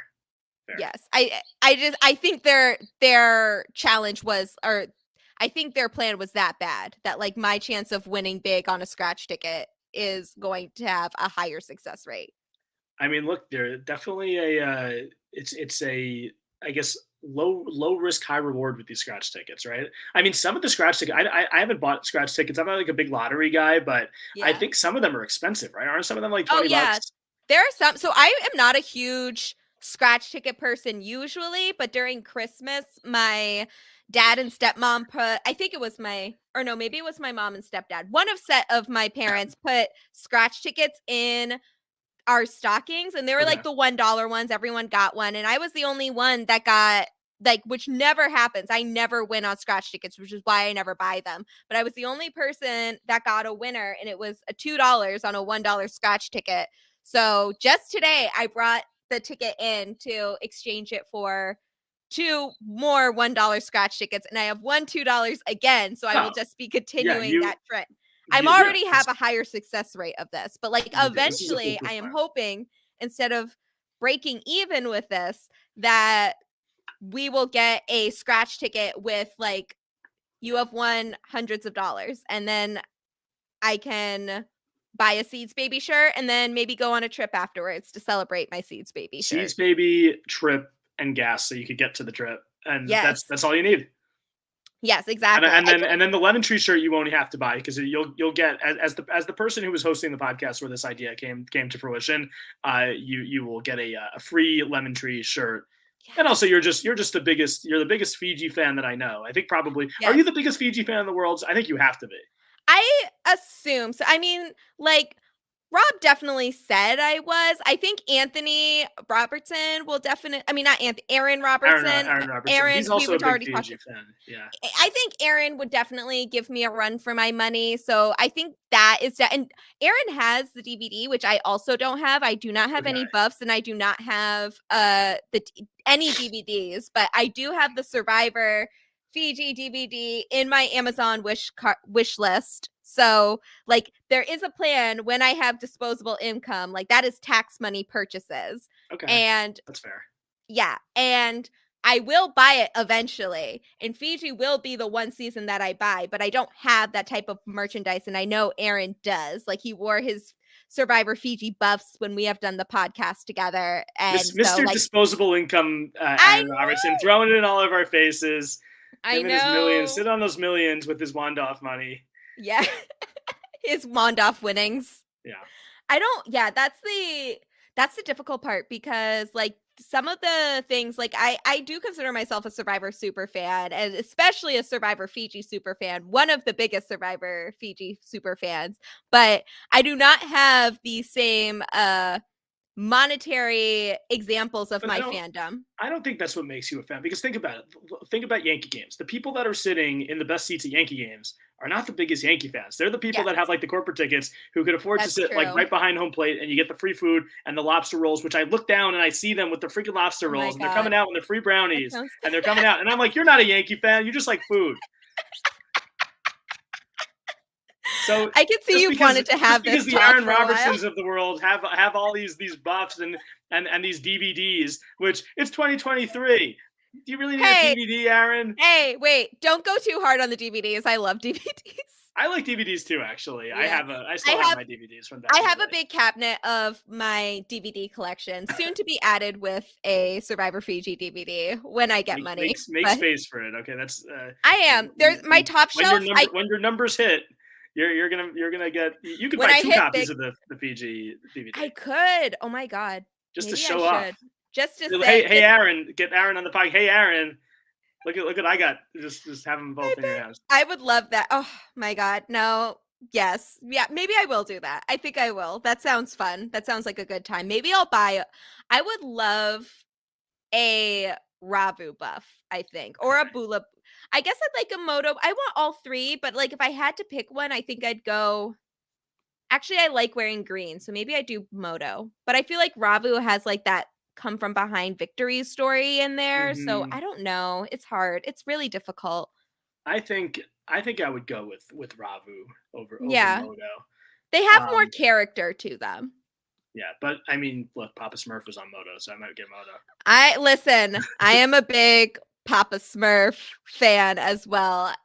Robbed King. He did not Why quit. was he not? No, he didn't. I was about to say that. Why didn't he not get pulled? There's a couple people that I have this opinion about, like him and like Dana Lambert. There's no way they should have been kept in the game, even if they wanted to.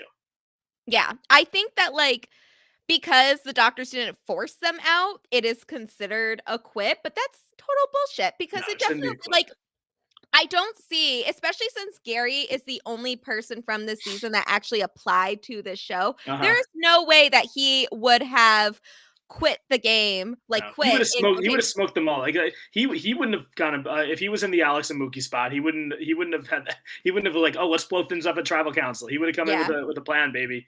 Papa Smurf would have been able to convince Dreams to betray Yao Man. Rob, I everyone believe says that Michelle Yee. Everyone says Michelle Yee is the Rob player from the season. It's Papa Smurf. Papa Smurf, most Rob player in Survivor history. 100. I do like that the Wikipedia article about Survivor Fiji does give a notation that he quit, but it's in parentheses illness. So yes, Yeah. the show calls it a quit. So the Wikipedia page calls it a quit, but they do say that it was an illness.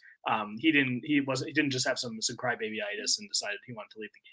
Yeah, no, that was a medevac to me. I also consider Dana. I'm glad you mentioned her specifically because that was someone that I was also thinking Yeah. like I don't consider her leaving the game a quit. Like that is definitely a medevac That's why to we're me. So, red today. Calabash strong. oh my god, not I guess that would be the tribe that I like the most from that the Philippines season. Like that's Any definitely tribe with Penner is gonna be the any best tribe. I think like overall they just have the most like crazy energy to them, Yeah. you know? Like they're that's a very unhinged tribe there. I kind of like all the tribes. I think Tandang has obviously a weird dynamic where they don't lose, but then they just eat each other at the merge. And then Matt Singh is I just has like the classic loser story. I think they're all interesting starting tribes, to be honest. I'm a little salty because the winner of that season has the Survivor Diversity campaign blocked. So I won't That is true. and then the other two I have other issues with of I those do, yes. finalists. But then like Penner versus the final three, it's like it's pretty even there. And Yeah, also justice for artists. He deserved that's true. more confessionals.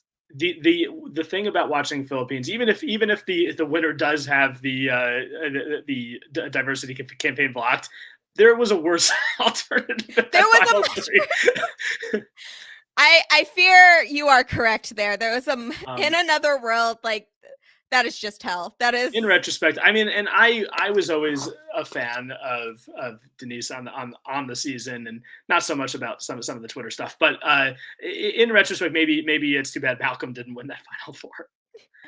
I think like in my head, like Penner gets thrown an idol at his feet, very similar to like Survivor 41, and there is a world where he pulls through and wins the season. Well, This is that's the all, best. That's the best outcome. yeah, yeah. Penner is my favorite.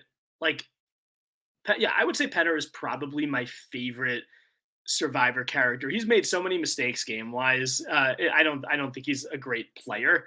But that's the season he was the closest to win. And this is not a Survivor Philippines podcast. There was a path for him when at the final 7 when he gets voted out where he could have won the game and it would have been amazing. I just really think that, like, I think that's a fair assessment. I like, and I've watched some of the seasons he was in recently, like, just to kind of see if they've lived up to the hype. Like, I think within like the past like 2 or 3 years, I've definitely rewatched Cook Islands, and I think I watched Philippines again when I was in my undergrad. So that was, a while. That was definitely a few years ago. But then, but just kind of like to see if they hold up. And like, Jonathan Penner is one of the players that just gets better as you get older. Like, we're taught Mhm. in Cook Islands that he is like such a villain of that season, where he is like such a jerk, and how dare he betray his original tribe when he is that is a good blackmail, actually. Yule Kwan with his super Yes. idol in the black. See, That that's how you do it. They should have. I mean, yes. they probably left before that episode aired. Yeah.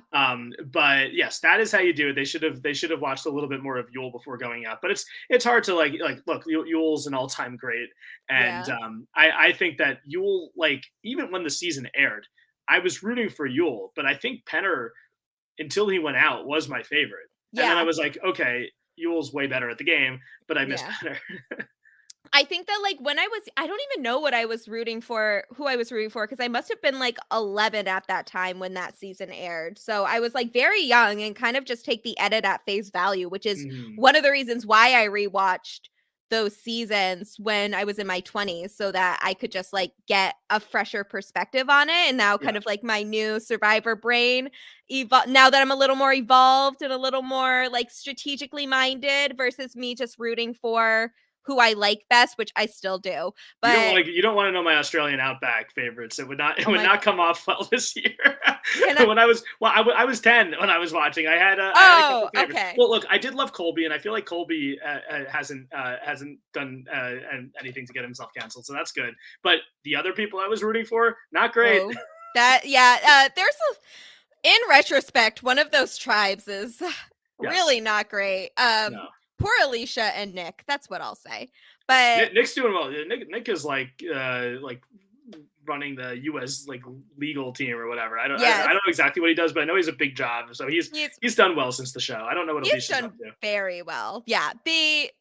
So I've rewatched a lot of those seasons, and a lot of the players that I initially wouldn't like when I was younger, I really enjoyed. And definitely Penner is like one of the top people that I don't think I was necessarily against him, but I feel like the edit wants us to think that he is a villain of the season, and just like seeing him like the start of his game and seeing the future seasons that he's on, he's just like a really fun player. Yeah, I don't know. It's and just like you can't, I don't get he might be like villainous, like Survivor villainous, and like he's like a fun villain, which is yeah. which is what you want to see. And I think that it's like in recent seasons, it's rare to get that, which is why I like Jesse so much in the season, because I think he was Yeah. also one of these fun villains.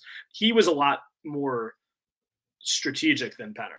I Yes. think he was like Penner is one, maybe I think maybe the best character the show's ever seen, and I would not, and I do like Jesse as a character. I wouldn't say that Jesse is one of the best characters of all time. I do think that he is a tremendous player and did bring the fun Yeah. villain back, along with Shannon Ricard recently, who I think you Oh, could also put in that category. big fans, big fans. We do love a fun villain, and I Is wish we Omer got a more of villain? those.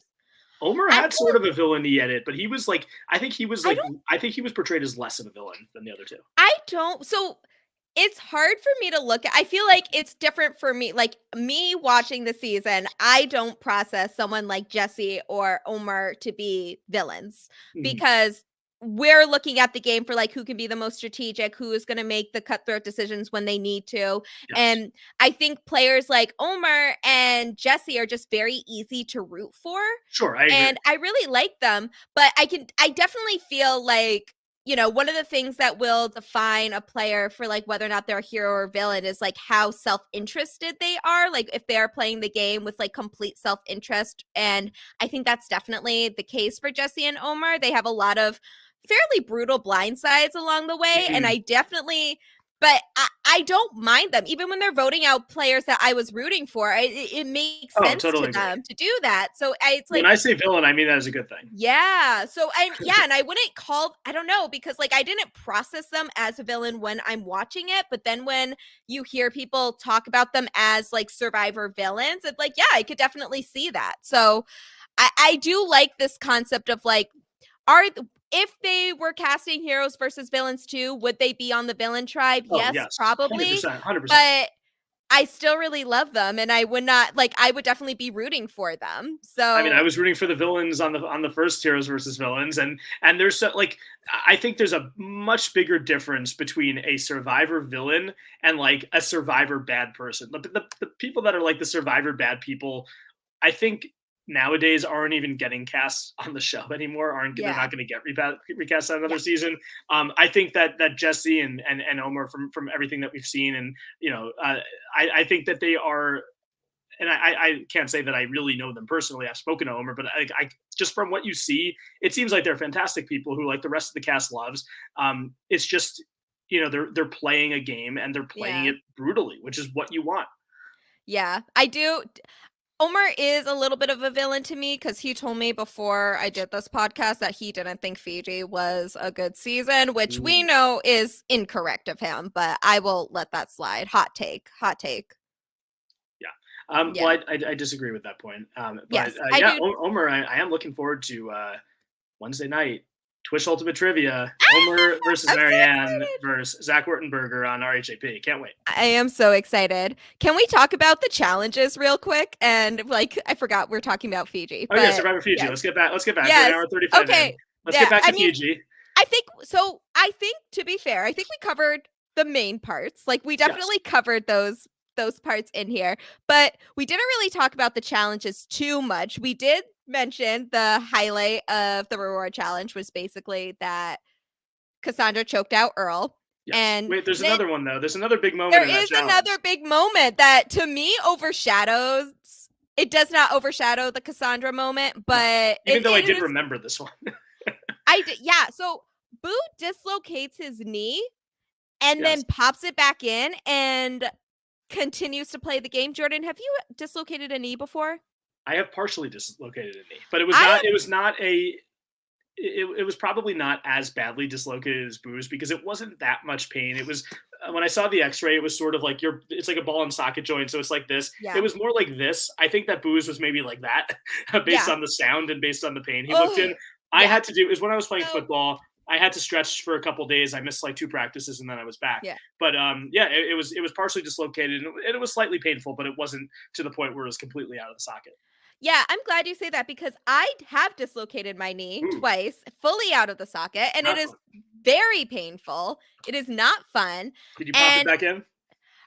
so they wanted to that listen, I have some horror stories about this, so I won't go too into detail, but basically, if you dislocate your knee and you get a ride to the hospital, they will not pop your knee back in until they do x-rays because they want to see if you broke a bone. And Okay. me, emotionally scarred by the fact that I dislocated my knee the first time, I had no idea what the protocol for this was. So I was waiting with my dislocated knee for at least an hour for them to do an x-ray, see if the bone was broken, and then like eventually they are able to pop my knee back into place. If I had known that this was going to happen, I would have just done what Boo did because it Mm, is significantly less painful than waiting around for that. yeah, sounds fair enough. Don't I wouldn't it was one of the worst things that has ever happened to me. It was not a fun time, but the point I'm trying to make with this is that it is very so after your knee goes back into place, it's not like you are all set. Like it's not like your knee is fine afterwards. Like it still hurts. Like you're you have gone through a major body shift at this Yeah. point. Well, So maybe this. Yeah. Oh, sorry. I don't know how Boo is able to just pop his knee back in and then continue, like at the very least let the man sit out, but he just wanted to play the game like nothing happened. And that is inhuman to me. Like I don't, obviously Boo is much taller and stronger than me, but I just feel like that is a very difficult thing to do. And I Yeah, got a and little PTSD from that flashback, from that that moment there, because I did forget that this part happened. I did not forget this. Watching it back, the thing that stood out to me way more was also the choke. No, Boo, he had to have been in a lot of pain. I don't know how this isn't. I don't know how spoilery this is, but Boo, his legacy on the show is he is known for getting hurt. So Yeah. that's all I'll say about that. So maybe he gets hurt so much because his knee wasn't 100%. I don't know. His whole And like, body, his whole body was thrown off. yeah, and I don't know if Boo had to do surgery afterwards. I had to get surgery after my second knee dislocation, but it's like not a joke. It's a very big deal, and I don't know how you. Should we get Boo to come on the podcast and talk about his post game healing? Yeah, I am genuinely curious. So if anyone has Boo Burness's contact information, please let us know, because I Sweet need to Russell know the Hantz, details. because he and Boo are friends. Sweet Russell Hantz, we need to talk to Boo. But don't sign up for his football draft though. So No, don't do fantasy don't. football with Russell Hantz. Yeah, but don't do any fantasy drafts with him for like any sport, just to be safe. But like, we just want to get in contact with Boo for Yes. everybody That's just listening the to only this. person in the Survivor community I know that knows Boo, because apparently Boo I know. got Russell cast on the show, which is pretty wild. Yes, the he also got James Clement and other people that I don't like on the Really? show. I Oh, do I like didn't know that. I You do don't like like James? James. Oh, No, I okay. do like James. But then the other people he got cast on, I don't like at all. And Okay. yeah, so Boo those seems fine. I don't think I have anything against against Boo. I mean, he's not my favorite player on the season. fine. Yeah. Yeah, he's there. He seems like a nice guy for the Yeah. most part. There's one moment that ticks me off, but it hasn't happened yet, so I will save that for Okay. when that time comes. But so this is kind of a really jarring moment, and I'm kind of surprised it didn't get more hype around it. But Mhm. basically what happens during this challenge is that I think it's the green team ends up winning this, which is, let me look. It was Earl, Dream, Yeah, Stacy, yeah, and Earl, Dream, Stacy, Alex. Alex. That's right. Alex. Oh yeah, because we get Yeah. the scene. And I sent you a so, screenshot from this where Earl and Alex are just in, which I like that they were yes. in. Earl was in a blue robe with green trimming, and Alex is in a green robe with blue trimming. So they're like opposite robes, and there's a scene talking about strategy, Mhm. and it's just like a good visual that they're on opposite sides and they have opposite robes. Yeah, also the screenshot that you sent me, I'm looking at it now. Like, Alex does look just like very distraught and concerned, and Earl looks like very confident and like is smirking in the photo that you sent me. So I think it is like there is something to be said about this image with like the polar opposites, their power, their levels of power in the game, their journeys in the show. So like this is art to me. This is very impressive. Yeah, Were you watching this on your phone, or were you able to screenshot No, it on? it was on my laptop. So I screenshotted it Oh. on the laptop, and I had to send it. I've never again, things that I don't remember from this episode. I remember them like doing this challenge and winning the reward, and they it's always one of those challenges where you get really muddy and then you go to the spa. They always do that. But I did not remember the ropes because that's who would remember that. That could be a Twitch question. What color robe was Earl wearing at this specific word? I think Rob would fire me at that point. I think they're all just these very niche. Listen, you have access to the full Fiji season. You could just do a bunch of questions regarding the like Survivor Fiji, but make it like the most minuscule details possible. Maybe that's like you versus Aaron Robertson at the end of the season. Would Fiji you come on for trivia. that? Yeah, why not? Oh my God, wait. Okay, I'm gonna after this podcast, I'm But gonna they're going to DM be him. the dumbest questions you've ever heard in your Yes, life. please do. No, I want these questions to be idiotic. I want them to be super irrelevant to what actually happens in the season. I want them to be absolutely ridiculous, but I'm looking forward to this. I will DM Aaron Robertson about this because this is now the most important thing in my life. Yes, the Fiji, Yeah. Fiji only, Fiji all the time. Okay, Fiji forever. We're gonna Fiji forever. Okay, that's gonna be like a post Fiji forever like special episode, I Yes. think. What if we got, oh my God, what if we got an actual Fiji contestant to be on there? Do you think? Yeah. Get Papa Smurf. Can we get Papa Smurf? Does someone have Papa Smurf's contact information? Probably not. I don't know. Okay. I think who's the most likely Fiji contestant? I think that you've had some interactions with some of them. Yao and I are starting a business together, so he might come on. I think Yao would be a very good opponent. You said, and you're Facebook friends with Yao. Facebook friends with Yao. You said before you're Facebook friends with Dreams, right? I think I did say that. I'm pretty sure I am Dreams, but I'm Facebook friends with a lot of people that I've never spoken to. So wait, where's Dreams? Is Dreams I bet Anthony.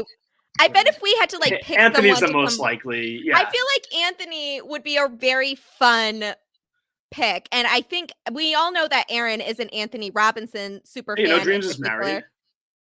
I did. Yes. Yeah, Dreams is married. That's nice. Yeah, I think he got married like late 2010s or something like that. I remember seeing that on his I think he discussed it during like the Black his kids. This is very cute. Yeah. He has like the Black patrons or not the Black patrons, the Black Survivor roundtable discussions that were on RHAP. I think he mentioned getting married like fairly recently, like within the past couple years. Oh, cool. Yeah, and I remember he came on. He was on the roundtable with Rob. Yes. Yeah. Is that where he was talking about it?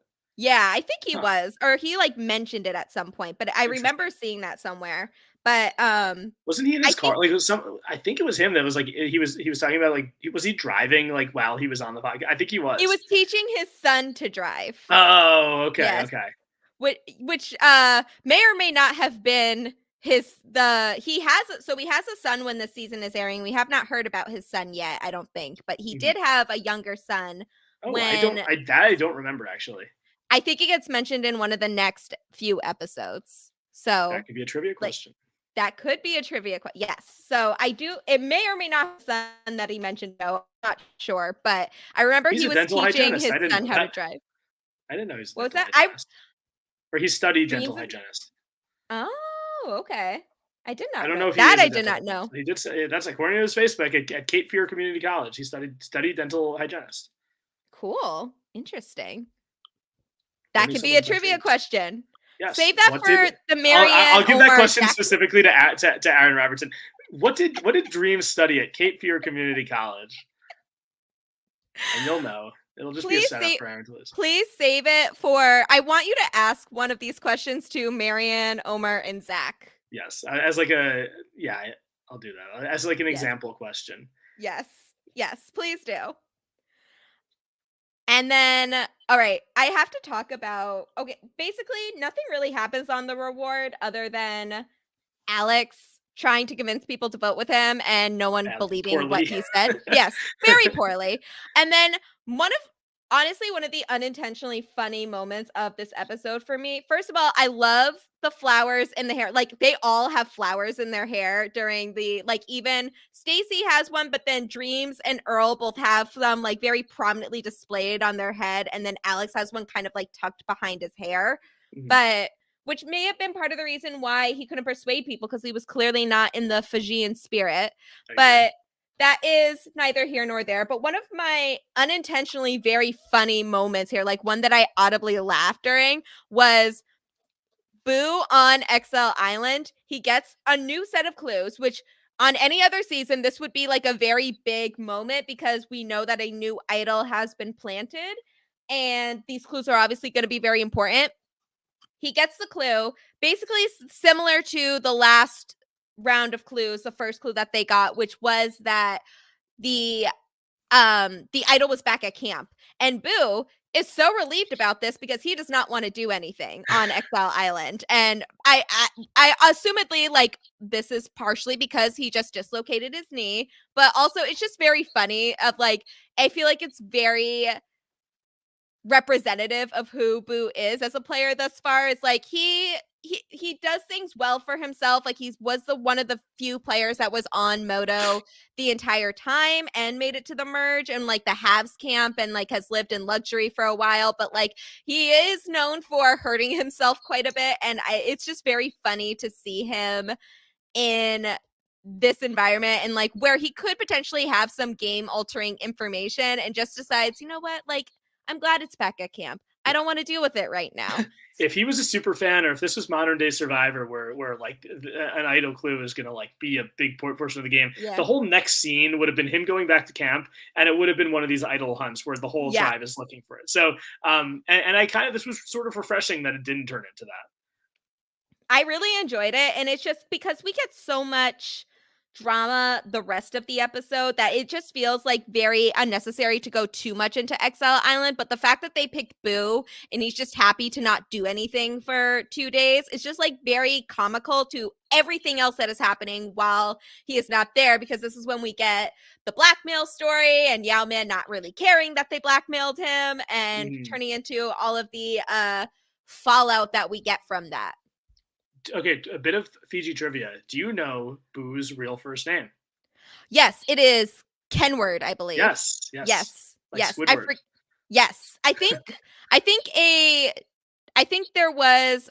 It may have been Aaron actually, but I think one of our guests did mention that Boo's real name was Kenward. I forgot what his actual name was, but yeah, I remember that. I know. That's always stood out for me on the Survivor wiki. It's a fun name. There's no other Kenwords in the history of Survivor. That's interesting. But then like Boo Burness really rolls off the tongue. Like all of the names, I think Boo Burness, Yao Man Chan, Stacy Kimball is a fun one. Good names. Like Erica DeRocho. Erica DeRocho. I don't know if I'm saying that right. I think it's close enough. Probably DeRusso. I don't really know French. The player that never played, Melissa McNulty, like that's a fun one. That's a good name. Yes. I think that she could have done well. Maybe she would have been the player from the pre-merge, or maybe she would have made the merge that we would have wanted to see back. So I remember this is a little bit of a tangent, but Dreams did a interview in like the height of the pandemic on Johnny Fairplay's podcast, and basically talking about how I think he had a story basically where he was like sharing a piece of gum. He like gave Melissa a piece of gum in like the pregame or something like that. Like, so he was trying to like make friends without in like the very early stages of the game before they go out. But like, obviously you can't talk to one another and stuff like that. But then the quit happens and Dreams is basically kind of being like, but like, don't do that, because like I need friends on this island. But it was just like the way he explains it is very funny, but still like a very fun name. This has a lot of good names in. Maybe they should cast more seasons with an odd number of players. I don't hate the 19 players. Yeah, it's not. And look, they had to adapt on the fly, and I think what they did was fine. It kind of screwed Sylvia. The thing I don't like about it is it does put whoever is the odd number person in a bad spot potentially to start the game, because they're not starting off like making relationships. But since they did the one world thing for like a full day, she did get to talk to people. She just made like a decent amount of enemies in that time, unfortunately. Yeah, I think that she was the wrong person to wind up as the odd person out. This could have easily been fixed if they had done something like, okay, pick the team you want to go on, or like you will go with like the thing that I hate the most is that she automatically goes to the Have-Nots tribe. Yes. When she is the one that contributed the most to building the nice camp. But something either where she like places a bet on who she thinks is going to win, or something along the lines of that, or like she just pulls out a random buff and goes with whatever tribe is going to be of the buff that she pulls, and something like that I think would have been much better. But I feel like that's not an unfixable scenario with having an odd number of players. No, I agree. And I think that, that not to get too in the weeds with Sylvia Kwan, I think another player could have survived her position. I think Sylvia is probably not the best Survivor player of all time. Probably not. No, but she was fun. I liked her while she lasted. I enjoyed Sylvia. I enjoyed a lot. Like, I don't have anything against any of the pre-merge players. I actually like most of them, like there's some people that are a little forgettable, but not no one that's like horrible. I should say pre-jury, because pre-merge, there's pre-jury, definitely. I've met Rita. Rita was at the first Survivor event I ever went to. She seemed nice. Rita is apparently very Rita is a Survivor Diversity Campaign supporter Oh, I didn't and know was that. one of our Players of the Week when we were doing Players of the Week instead of Players of the Month. But Good then for we Rita. started, we started running out of Survivor players. So Yeah, yeah, that's fair. it's very difficult to get a player. Think of a new player every week. Like it just gets to be a lot. Hey, well, we get 2 new seasons every year, so you're adding at least a couple people every year. Yes. That was on, which makes Player of the Month much easier because, Yes, you for have a sure. couple players that you can put for each month while Survivor 44 is airing, like probably going through some of the Survivor 43 players and some of the Survivor 42 players that we haven't used yet. And then by the time Survivor 44 ends, we can start adding in the Mhm. Survivor 44 players into the rotation. Yeah, I don't know how much the Silent Podcast has gotten in with the 44 cast yet, but I'm putting my button of who I think is going to potentially be a player of the month. I could see like a Claire Rafson type being a future player of the month. I'm only saying that because she went to one of our viewing parties in New York, so it Yeah. was cool meeting her. Also, I can't think of besides Liana, not too many Black Jews that have been on Survivor, so it's going to be the second one in the new era, which is interesting. I'm very excited for the Survivor 44 cast. It's making even though I'm kind of sad we're towards the end of the Fiji journey, I think that this is a really dynamic cast that we're looking forward to. Obviously, I don't even care when he goes. Jam Jam will definitely be a player of the month at some point. Like you Jam have heard Jam it is here. gonna be fun, and I'm He excited to see what he's like on the show. I don't care. He could be, I hope he certainly isn't the first boot, but he could be the first boot and he could quit like an hour in and I would still make him player of the month at some point because I am the one with that power. Hot. Yes, that is Yes. true. So, it's going to happen. You've all heard it here first. And that is the T for the player of the month decisions is that I make them and I can have whatever criteria I want. Yes, Yam Yam Yeah. can go like full. I don't know, like Mookie and like get Yes. himself on the bottom and get himself voted out. I mean, well, Mookie's a bad example. Mookie made the merge. He's not the worst survivor of all time. I feel like Yeah. I have kind of been not like really completely shitting on Mookie and Alex, but they definitely made some bad decisions. I will say like one of the strategic decisions that I remember from Fiji is Alex's move to put that vote on Mookie because Yeah. as bad of an episode as he had, his action did result in him not going home and somebody else going home. And was it the best person for him to go home? No, but it was the only other option based on Yeah. his lack of playing well for the rest of the episode. Yeah. Yeah. And I think that so once we get to tribal council, as we have already talked about it, so we don't really need to go into detail of it, but basically Mookie and Alex are screwed once neither of them wins immunity. And You like that then they the come up. immunity challenge, the battleship? Okay, hot take. I love this challenge, but I they did need too. to make the board bigger because Yes, I in completely what agree. 5x5 is so stupid when you have that many people left. And it Yes. doesn't even make sense for the length for not just the number of players left, but the fact that you're doing 3 in a row. It's just obviously something like that was going to happen where Boo and Dreams were on picked the same exact squares, and that is much less likely to happen if they had done a bigger board. Yeah, it But was it then was badly designed, but maybe did Jeff have to like go somewhere? Did they just need to rush through the challenge? I genuinely think they got to 5x5 and was like, this is good enough. Because Yeah. 4x4 would be ridiculous, but we can kind of get away with 5x5. But that's not even a regulation battleship board. No, and I like that So Jeff had the nozzles though, where he actually was able to that was like burn the flags. It was like really cool. It was like cool and technical, but you're right. It should have been a bigger board. That's my one problem with this. Also, Jeff seemed very unenthusiastic about what might have been the most fun looking challenge of this season. Probably of any season, honestly. This looks like so much fun to be the person activating the board. Yeah. And he seemed very unenthusiastic about it. Would it kill you to smile, Jeff, or Come on, have a Jeff. chuckle? And the thing He's that probably is in his funny head. is He's maybe like, am I really hosting Battleship right now?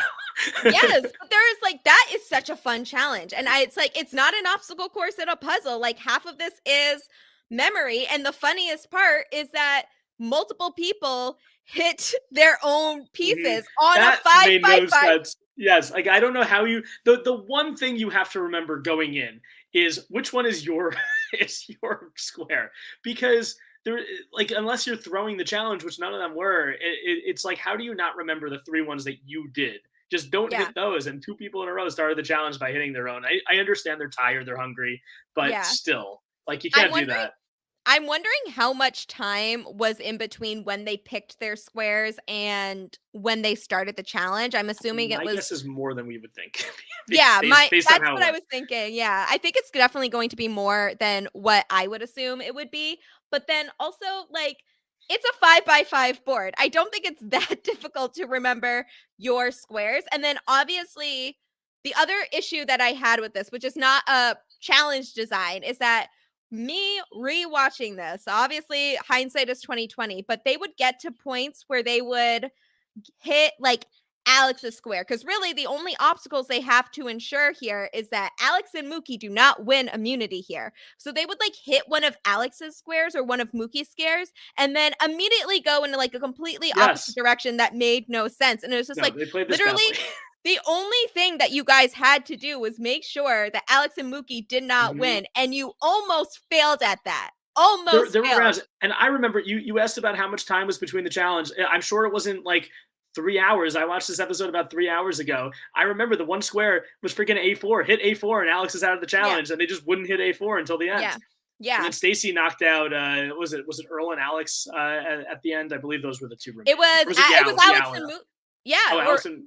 oh, no, No, Mook Mookie it was out went earlier. Mookie was out Mookie earlier. was out, then Yao Man, then yeah, it was Mookie was out, then Yao Man, then Alex. So it was Yao Man, Alex, and Stacy, but then Yao Man got out, so then it was between Stacy and Alex. It's like you guys were so close to really fucking up Yes. what was such an easy plan. It still would have ended up in Mookie going home here, Yes, but because they didn't have the idol. But that yeah, you can't do the vote split.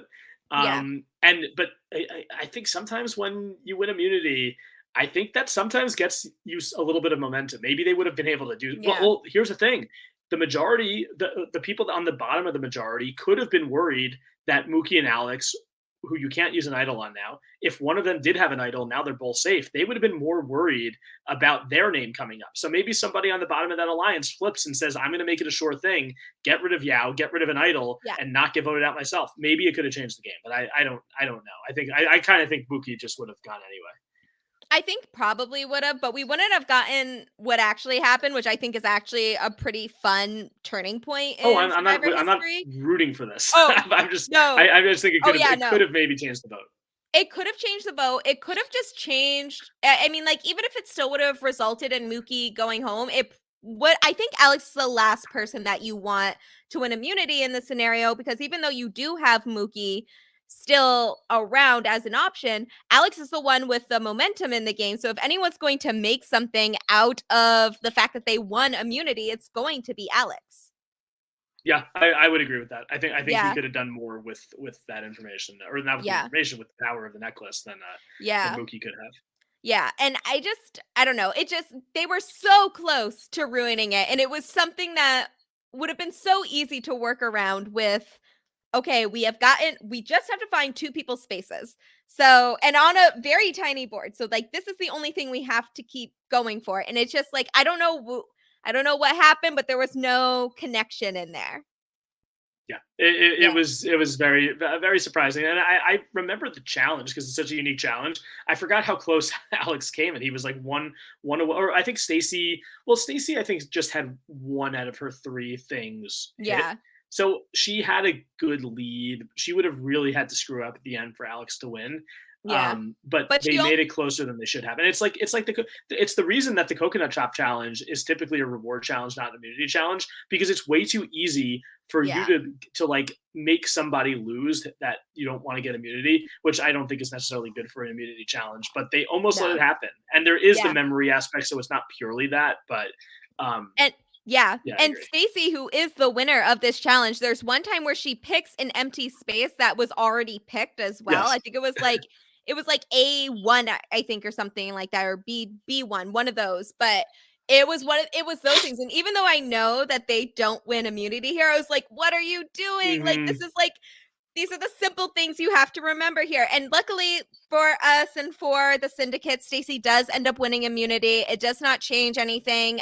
The only thing that does change is the plan to split the vote so that if they do find the immunity, they can fix that up.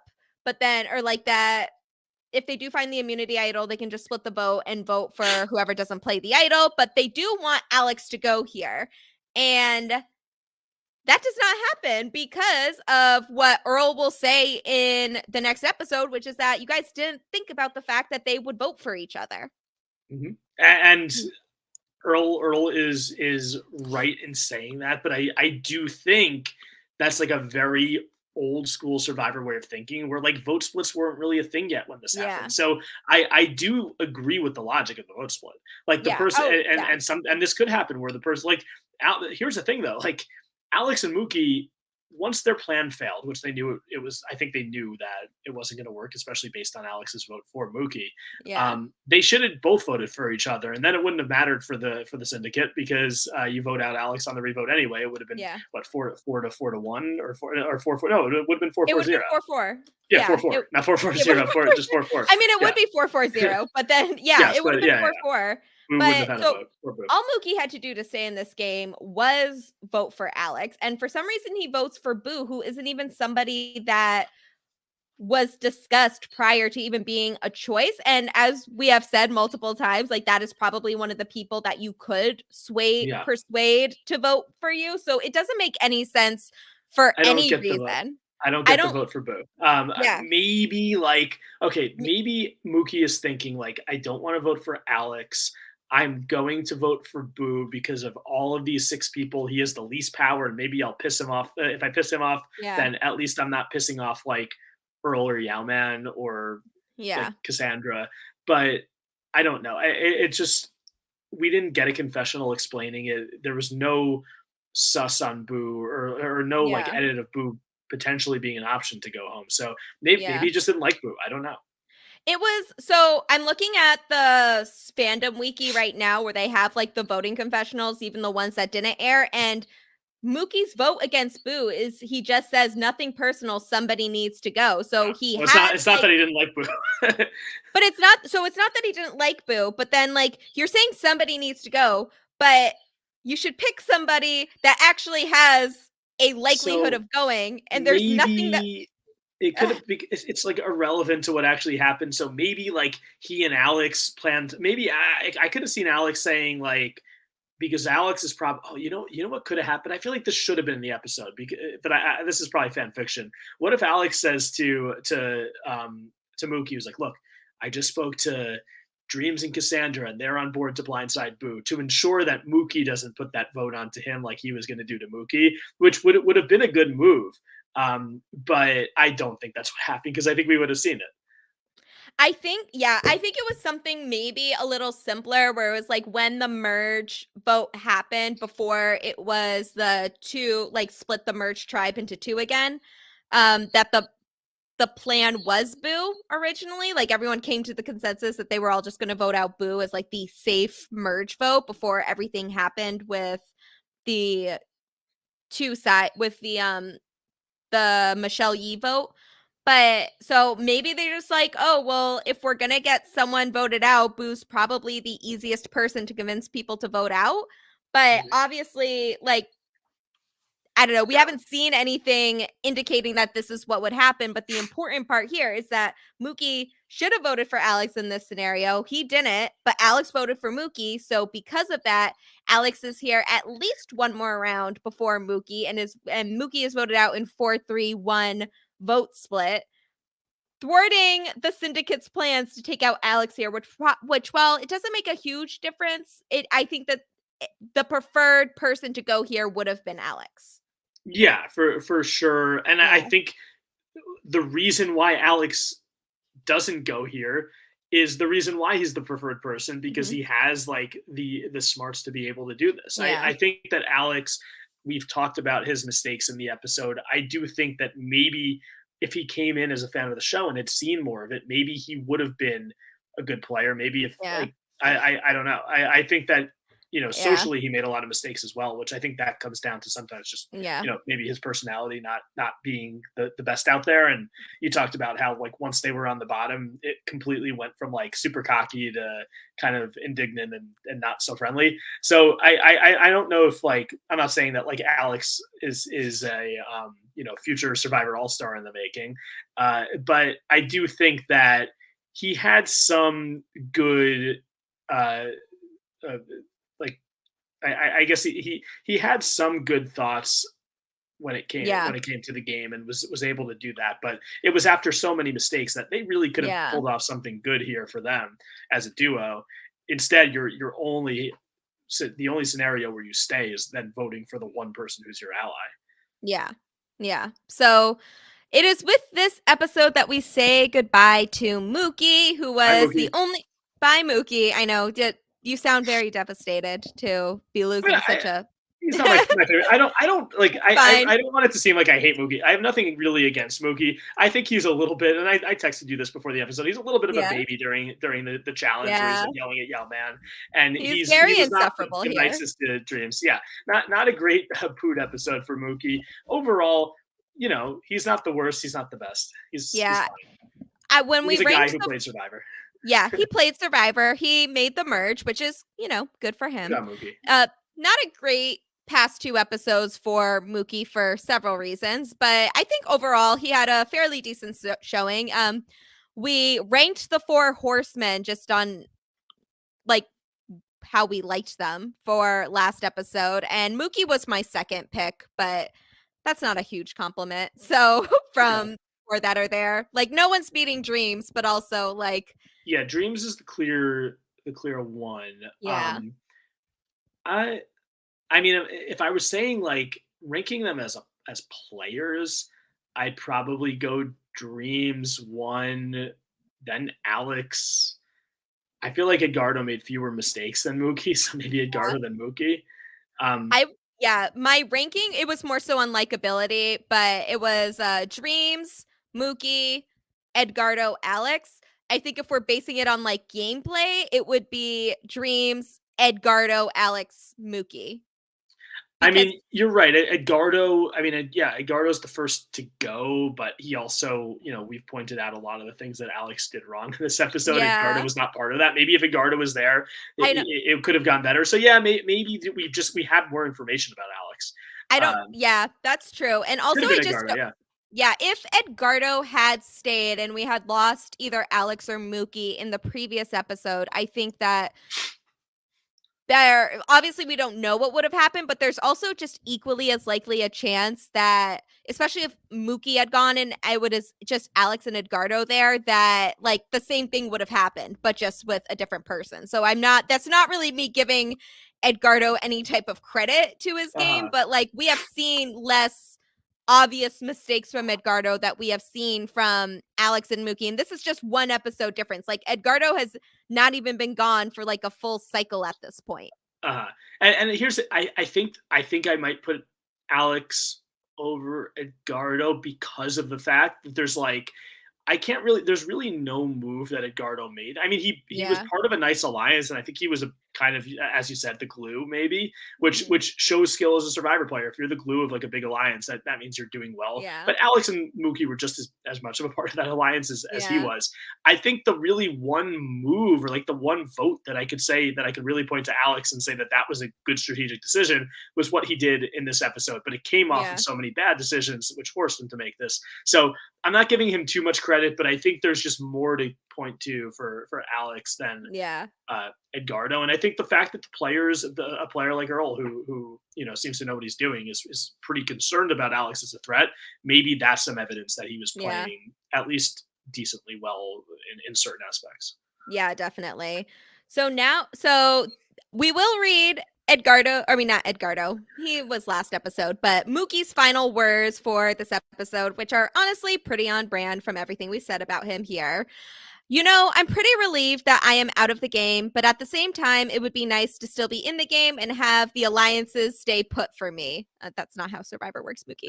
I wish I could be back there raising hell and making everyone's life miserable as my life is done here. It's kind of like the grass is greener on the other side.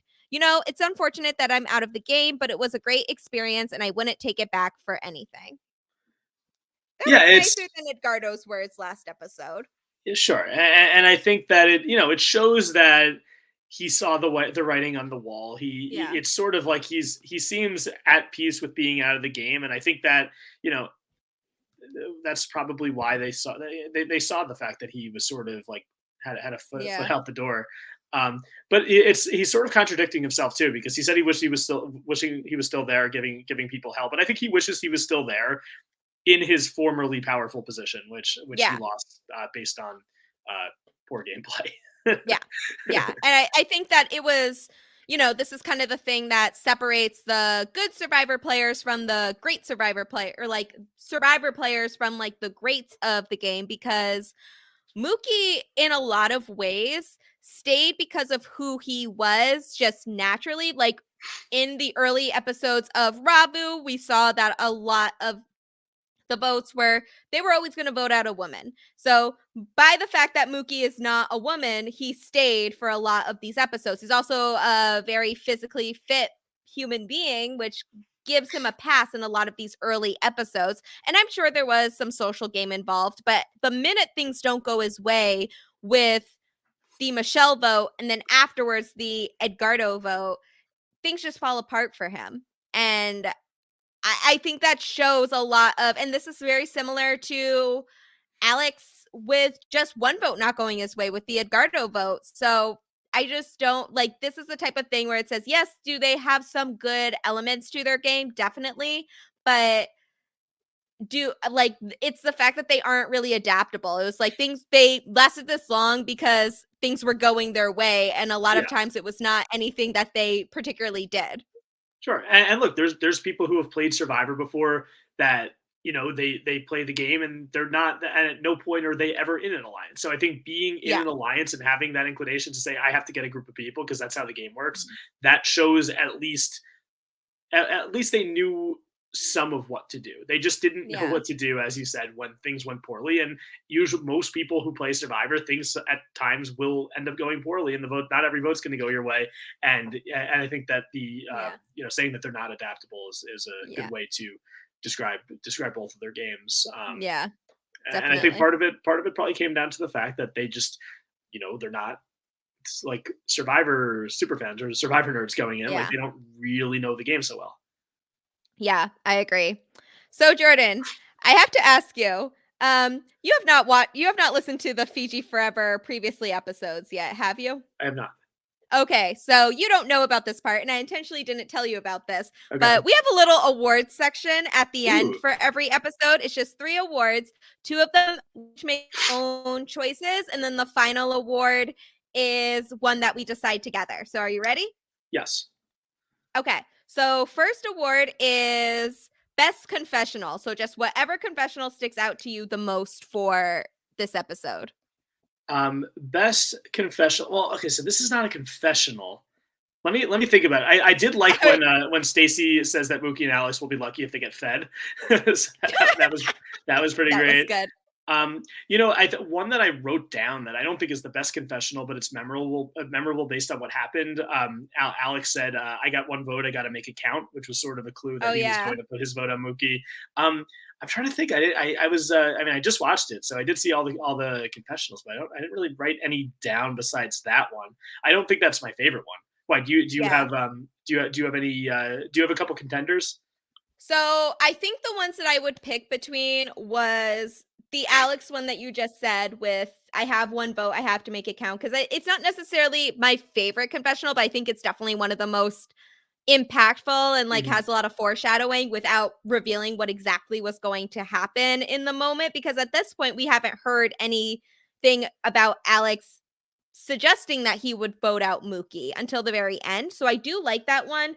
The only other one that I think, obviously I thought it was really funny that Boo just didn't want to do anything on Exile Island. And I think the only other one that would be a contender for me right now, that as I'm thinking about it, would be um Yao Man saying how he doesn't think that like the immunity idol is going to really change anything. That's Like, yes, that's definitely a yeah. memorable one for like at least for the next few rounds.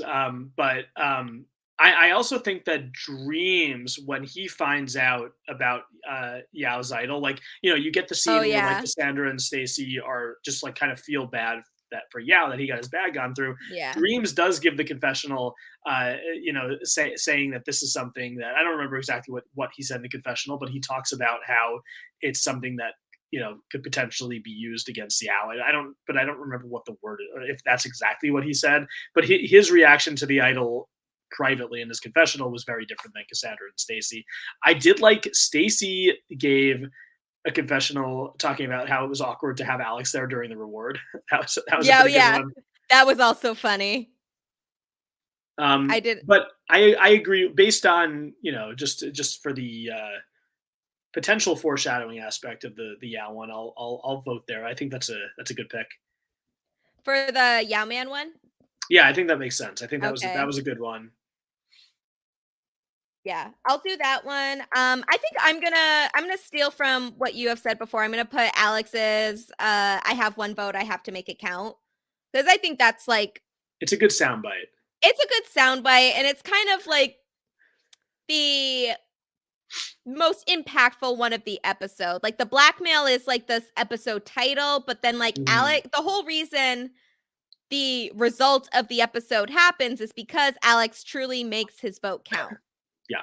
Yeah. Yeah, So I think I think it makes sense. I think that's the if you're watching the episode and you've never seen it before, that's the confessional that you could say, "Oh, I think that Alex is voting for Mookie here." yeah. It's the Yeah. only All clue that right. he's doing it before we get into the episode. Yeah. Yeah. And I really like that that's how it's revealed to us. Like, obviously, we knew what was going to happen as we're watching it this time, but like, as a first time viewer, I feel like this is like a, like, what happened Yeah, type of and deal. So, you would think that Mookie's going home, going into like there's no way that anybody else besides Mookie or Alex is going. So it's on yeah. the surface, it's sort of obvious, but really the person that unless you're really able to get that, and you know what, I'm changing my vote to the Alex confessional. I think I think that's the way to go because if you're really like focusing on what people are saying on the show, they're like, why does Alex get that confessional going into tribal when it's probably Mookie going home and Alex has nothing to do with that decision, but really he does, and that's why they show it. Yeah. Yeah. I agree. All right. Now, this is going to be a hard one for this episode. Funniest moment. The funniest moment, I mean, we've talked about it a lot. Is it Cassandra choking Earl? I mean, I didn't want to go right into, maybe this isn't a hard decision. We've talked about some of the funny moments through it. Even when we were talking about our favorite confessionals. Like, I Mm, think Stacey has a couple of pretty funny one-liners. yeah, Stacey has And so many funny one-liners throughout this whole yeah. season. And I think Yao Man's reaction to being blackmailed is just so funny to me. Yeah. But I think the thing that I actually laughed out, and I did really like Boo's confessionals while he was on exile, but I feel like I was very like, we've been talking about Cassandra choking Earl a lot, so I think that will be my vote Yeah, for funniest episode or it's just funniest so it's moment in just the so episode. unexpected, and I've probably seen this episode like 3 or 4 times, Yeah. and I've never even picked up on it. So I think for this viewing, that's the funniest scene.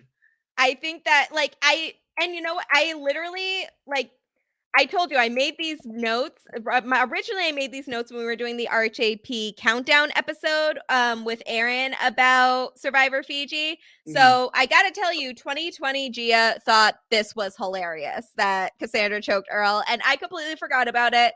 Rewatching it, it's still funny to me, Yeah. down to the fact that it's Cassandra and the Earl's reaction to this is just, it's great. It's quality I television. think if you ever get Earl on the podcast, the first question should be about should be do you remember Cassandra choking you? And how did you feel in that How did you moment? feel in the moment of Cassandra, your best friend choking you?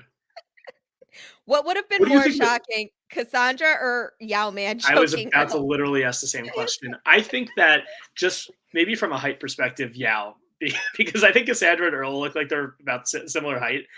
Yao, I think is shorter than Earl from what I Yeah, remember. So I think that maybe just from like a for pure physical perspective, like it would have yeah. been harder for Yao to choke Earl. I do think in general, like the choking aspect, it is again for the height reason. Yao Man is less likely to do that. But if you were to tell me between Cassandra and Yao Man, who was more likely to like try to physically hurt Earl during a reward Probably. challenge, I would have picked Yao Man. Has some like very sneaky petty moments here, so Mhm. I would have like if it was like a trip or something like that, I'd be like, that's definitely Yao Man. Cassandra would Yeah. never, but Okay, like that's she fair. actually did, yeah. Yeah, I mean, look, Yao Man going all the way to the first episode. He's able to get those boxes open. I mean, he has some like some physical prowess. I mean, yeah, Yao could definitely find a way Yeah. to I choke would him. not wanna fight, Yao Man No, in he would any fight episode, dirty. like Me yeah. neither. He would I be would never want he'd be to. very sneaky good at in a fight, I think. I'd be like, "No, no, thank you. He can take this round, please. I don't want to. I don't Mhm. wanna hurt myself with that." Like, that sounds like a very dangerous situation for me. So, alright, so we both agree Cassandra choking Earl is our funniest moment. All right, final one of the episode, and this is one that we decide together. So, who wins the episode? So, every episode we pick who we feel like is the most successful person who has won the episode, who has come out triumphant. This doesn't necessarily have to do anything with the game in the long run. It could be the person that gets voted out next, it could be the person that wins. So, there's no Mhm. like indicator of it, Yeah, but like just if this episode. yeah, yeah, if Well, we are just watching this episode, who is the winner of it? So I'll read out who we have had in the past few episodes or the past episodes can that I we've wait? had. Can I guess based on the episode? Okay, sure. Okay, so Um, for the Edgardo episode, Edgardo going home, I'm gonna guess that Stacy was the one who won that. yes, yes, Okay, the Michelle one, I'm gonna guess Dreams. yes. Okay, for Lisi, um, who would have won it when Lisi went home? Um, I that would have been. You know what? I could also see it being Dreams because she was trying to vote him out, but I don't know. um so I highly recommend rewatching the So You Think You Can Make a episode because Mhm. Dreams has several funny moments in that episode, but he is the winner for the Lisi boot. Okay, so I'm 3 for 3. This is good. When Yes. Rocky goes out, these are so hard to remember. I think when Anthony goes out, did Anthony win that even though he went out? No, he didn't. Oh, okay. I feel like he's the only one who goes out like looking good in that I know. situation. So I really wanted to give Anthony a win that episode, but the person we ended up picking actually had like a more successful episode. But yeah, there was some debate on that one though. Okay. All right. So But for this episode, to me, it comes down to two people because I don't think it's Yao had his idol revealed in front of the whole tribe, which even though it didn't hurt him here, it could be something that could hurt him down the road. So I'm not going to say mhm, Yao. Earl did not want to split the votes, and he wanted Alex going home, and Mookie went home. So I don't think it's Earl.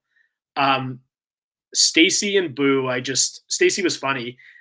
Boo was just there. Like I can't. I don't think it could be either of them, and it's definitely not Mookie because he had a bad yeah, episode and went out. So to me, it's between Alex and Cassandra. Cassandra because she came up with the vote split plan, which even though it didn't result in the person she wanted going home. I don't really think it matters that much for her.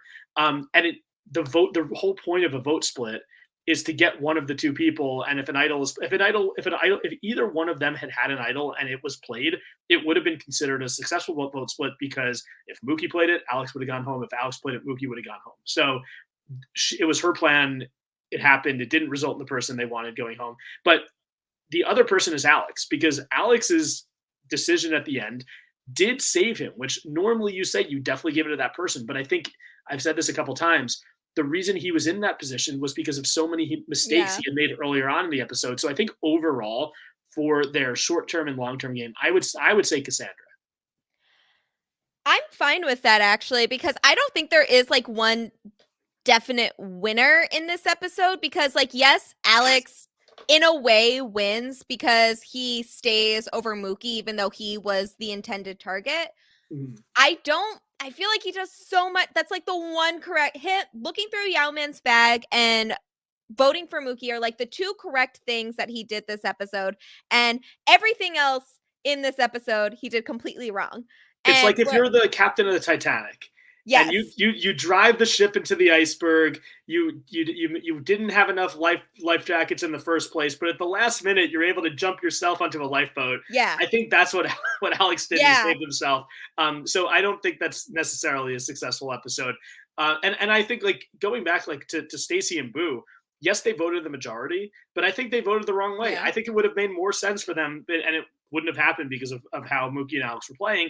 I think it would Yeah. have made way more sense for those two to flip over anybody else. Like, I don't think it Yeah. necessarily makes sense for Cassandra to flip here because then, like, Earl is your closest ally and Dreams is your closest ally, and they're going the other way. So I think for Yeah. Dreams, it maybe makes sense. I think for Dreams could go either way here. I think Boo and Stacy should have wanted Yao out here. They shouldn't have Yeah. been like Stacy shouldn't. I mean, it was like nice of Stacy to feel bad that Yao had his bag gone through. Maybe Yeah. that's what you say publicly, but privately, I think you're going after Yao there. If I'm in her position, so I think it has to be Cassandra. Yeah, I'm happy with that.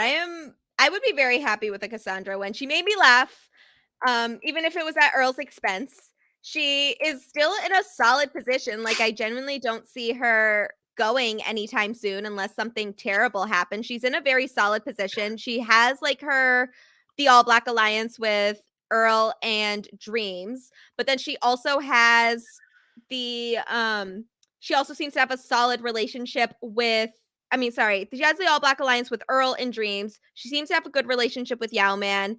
She made a lot of good decisions in the previous episode as well, and she seems to have a good relationship with Stacy, as evidenced by their snooping earlier on in the episode. So I think I think we can give this to Cassandra. I think she killed it here, and for many she didn't kill Earl, which was good. That's also if she had killed Earl, then I don't think she would have deserved it, and she probably should have been pulled from the game if she literally killed Earl. Yeah, but yeah, she had a good choke that wasn't too much of a choke, and she wanted to split the votes. They split the votes. The person that they wanted to go home didn't go home. But when you split the votes, as long as one of those two people go home, if you're in Cassandra's spot, I think that's fine. I think that Earl probably had more of an issue with Alex staying than Cassandra did. Yeah. So I don't think Mookie or Alex going over Cassandra really impacts her anyway, because like she's not going to be the person going home if this happens. I don't think it impacts her game either way on which one goes home. So I don't think it's a huge mistake on her part to suggest splitting the vote. So I'm good with that. So Cassandra is actually she's our second time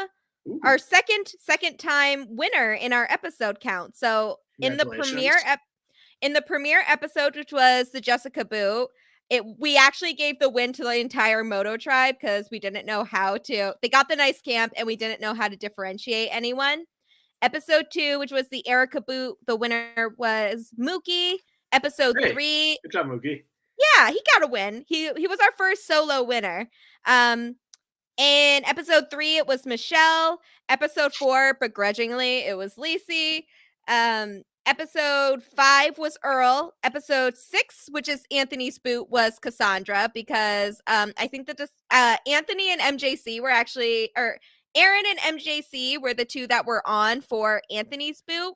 Mm-hmm. And the reason we decided that was because Cassandra had the biggest like upgrade during the tribe swap from bottom of the Moto tribe to the Ravu tribe. So Cassandra was actually the winner of the Anthony boot episode.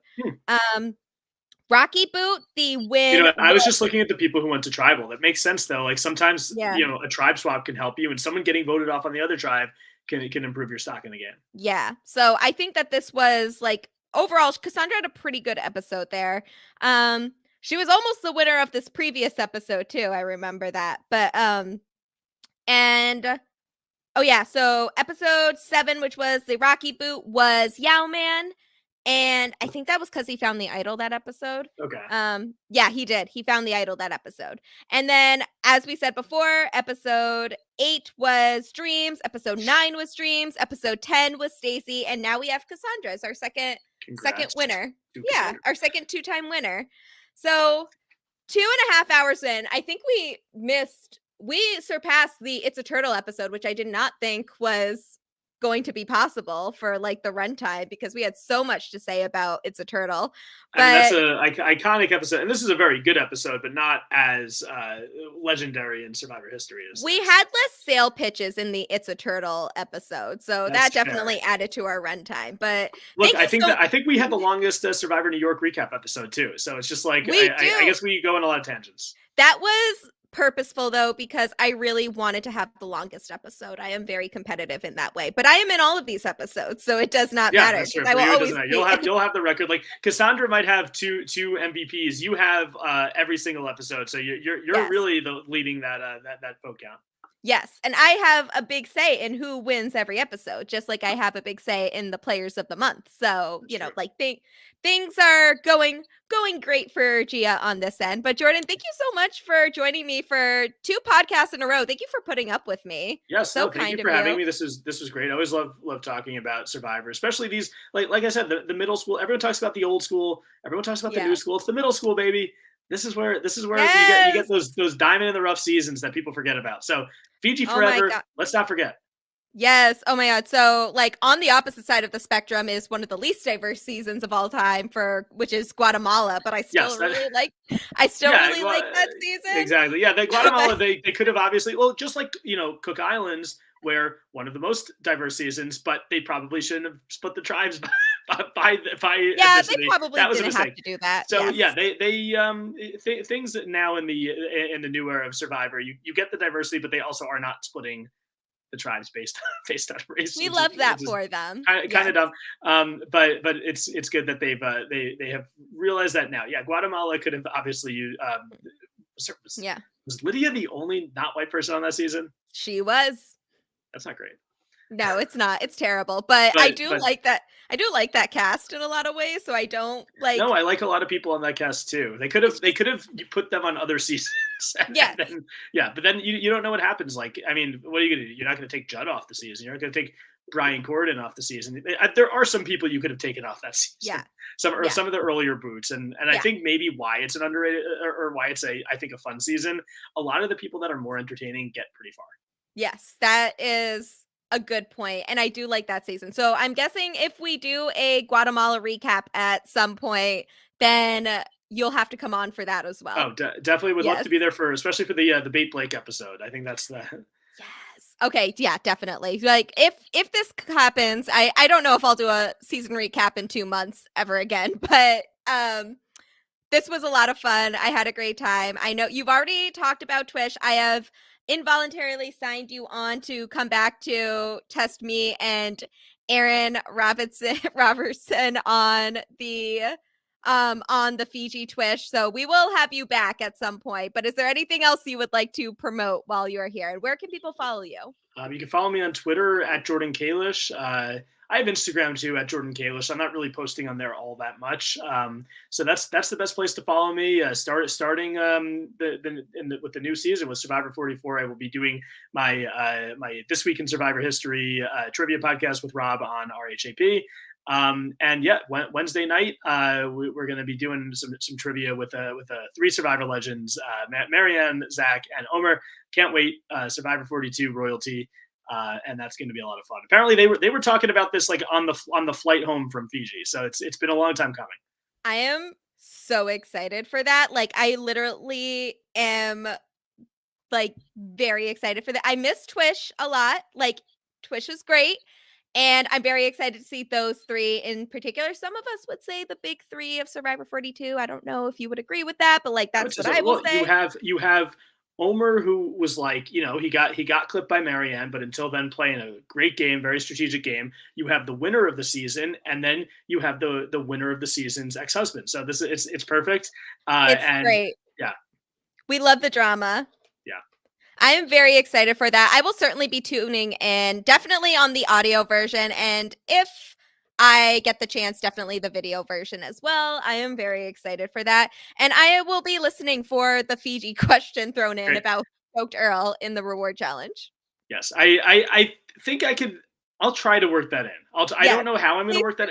It would have to be. Here's the thing: I'm not limited by like this week in Survivor history. It's just going to be any Survivor history is good to So go in you that. can definitely fit So it I could in. put it in like maybe the final round. I hope that do you think Rob's listening to 2 hours and 38 minutes? Because the winner will eventually face Rob in the final round. I feel like I could Hmm. maybe work that in there. I am going to guess that Rob is not listening to this, So Rob does not but listen to it 2 hours and 38 minutes into a I Survivor don't Fiji pack. I don't think so. I mean, I know he adores both of us, so maybe he just wanted to see two of his favorite people podcasting for He almost tapped 3 out. hours. He tapped out after the first 10 minutes, though. Once If he was listening once at all. once we started talking about RHAP merchandise, I'm pretty sure that's when he's like, "I've heard enough." Yeah, it was like, yeah, Jordan and Yao were going into business now. No, I think it was when we started talking about like me wearing a hat to cover up my bedhead at the That was beginning of the podcast. he, It's like, once we okay, I've stopped had talking. enough. I've had enough. This is very fair. This is very fair. We'll have to test that out. It's just like, Rob, listen to this and see how long it takes before you can't deal with it anymore. Yeah. Yes, that'll be good. That'll be But a good. if you are still listening, thanks for sticking around for the whole thing. This was a lot of Thank you, fun. Rob.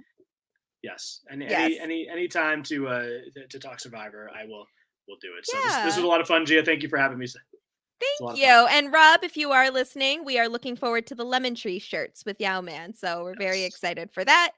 But for those still listening, thank you so much for listening to Fiji Forever. We're so excited to have this project be coming to life and having guests like yourself, Jordan, that love talking about Survivor and underrated Survivor seasons as much as I do.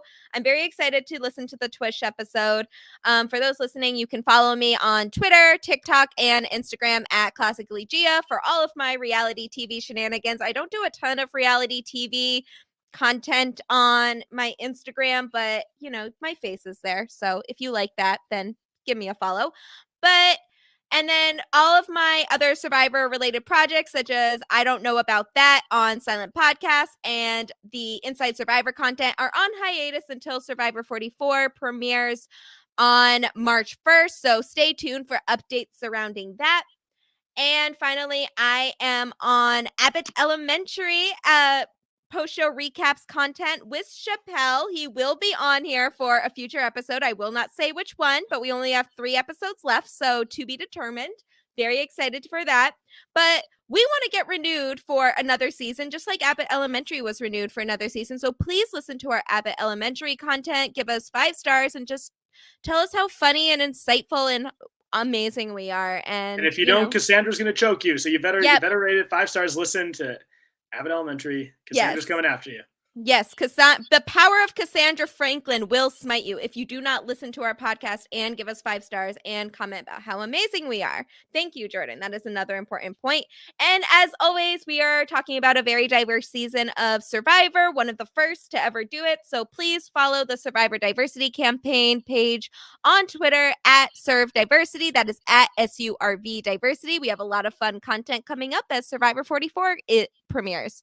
Thank you all again for watching listening or watching to Fiji Forever. We only have 3 episodes left before Survivor 44 premieres, so stay tuned for new updates and listen to all the great content that Jordan and I have coming your way. Thank you all so much for listening, and we will see you soon.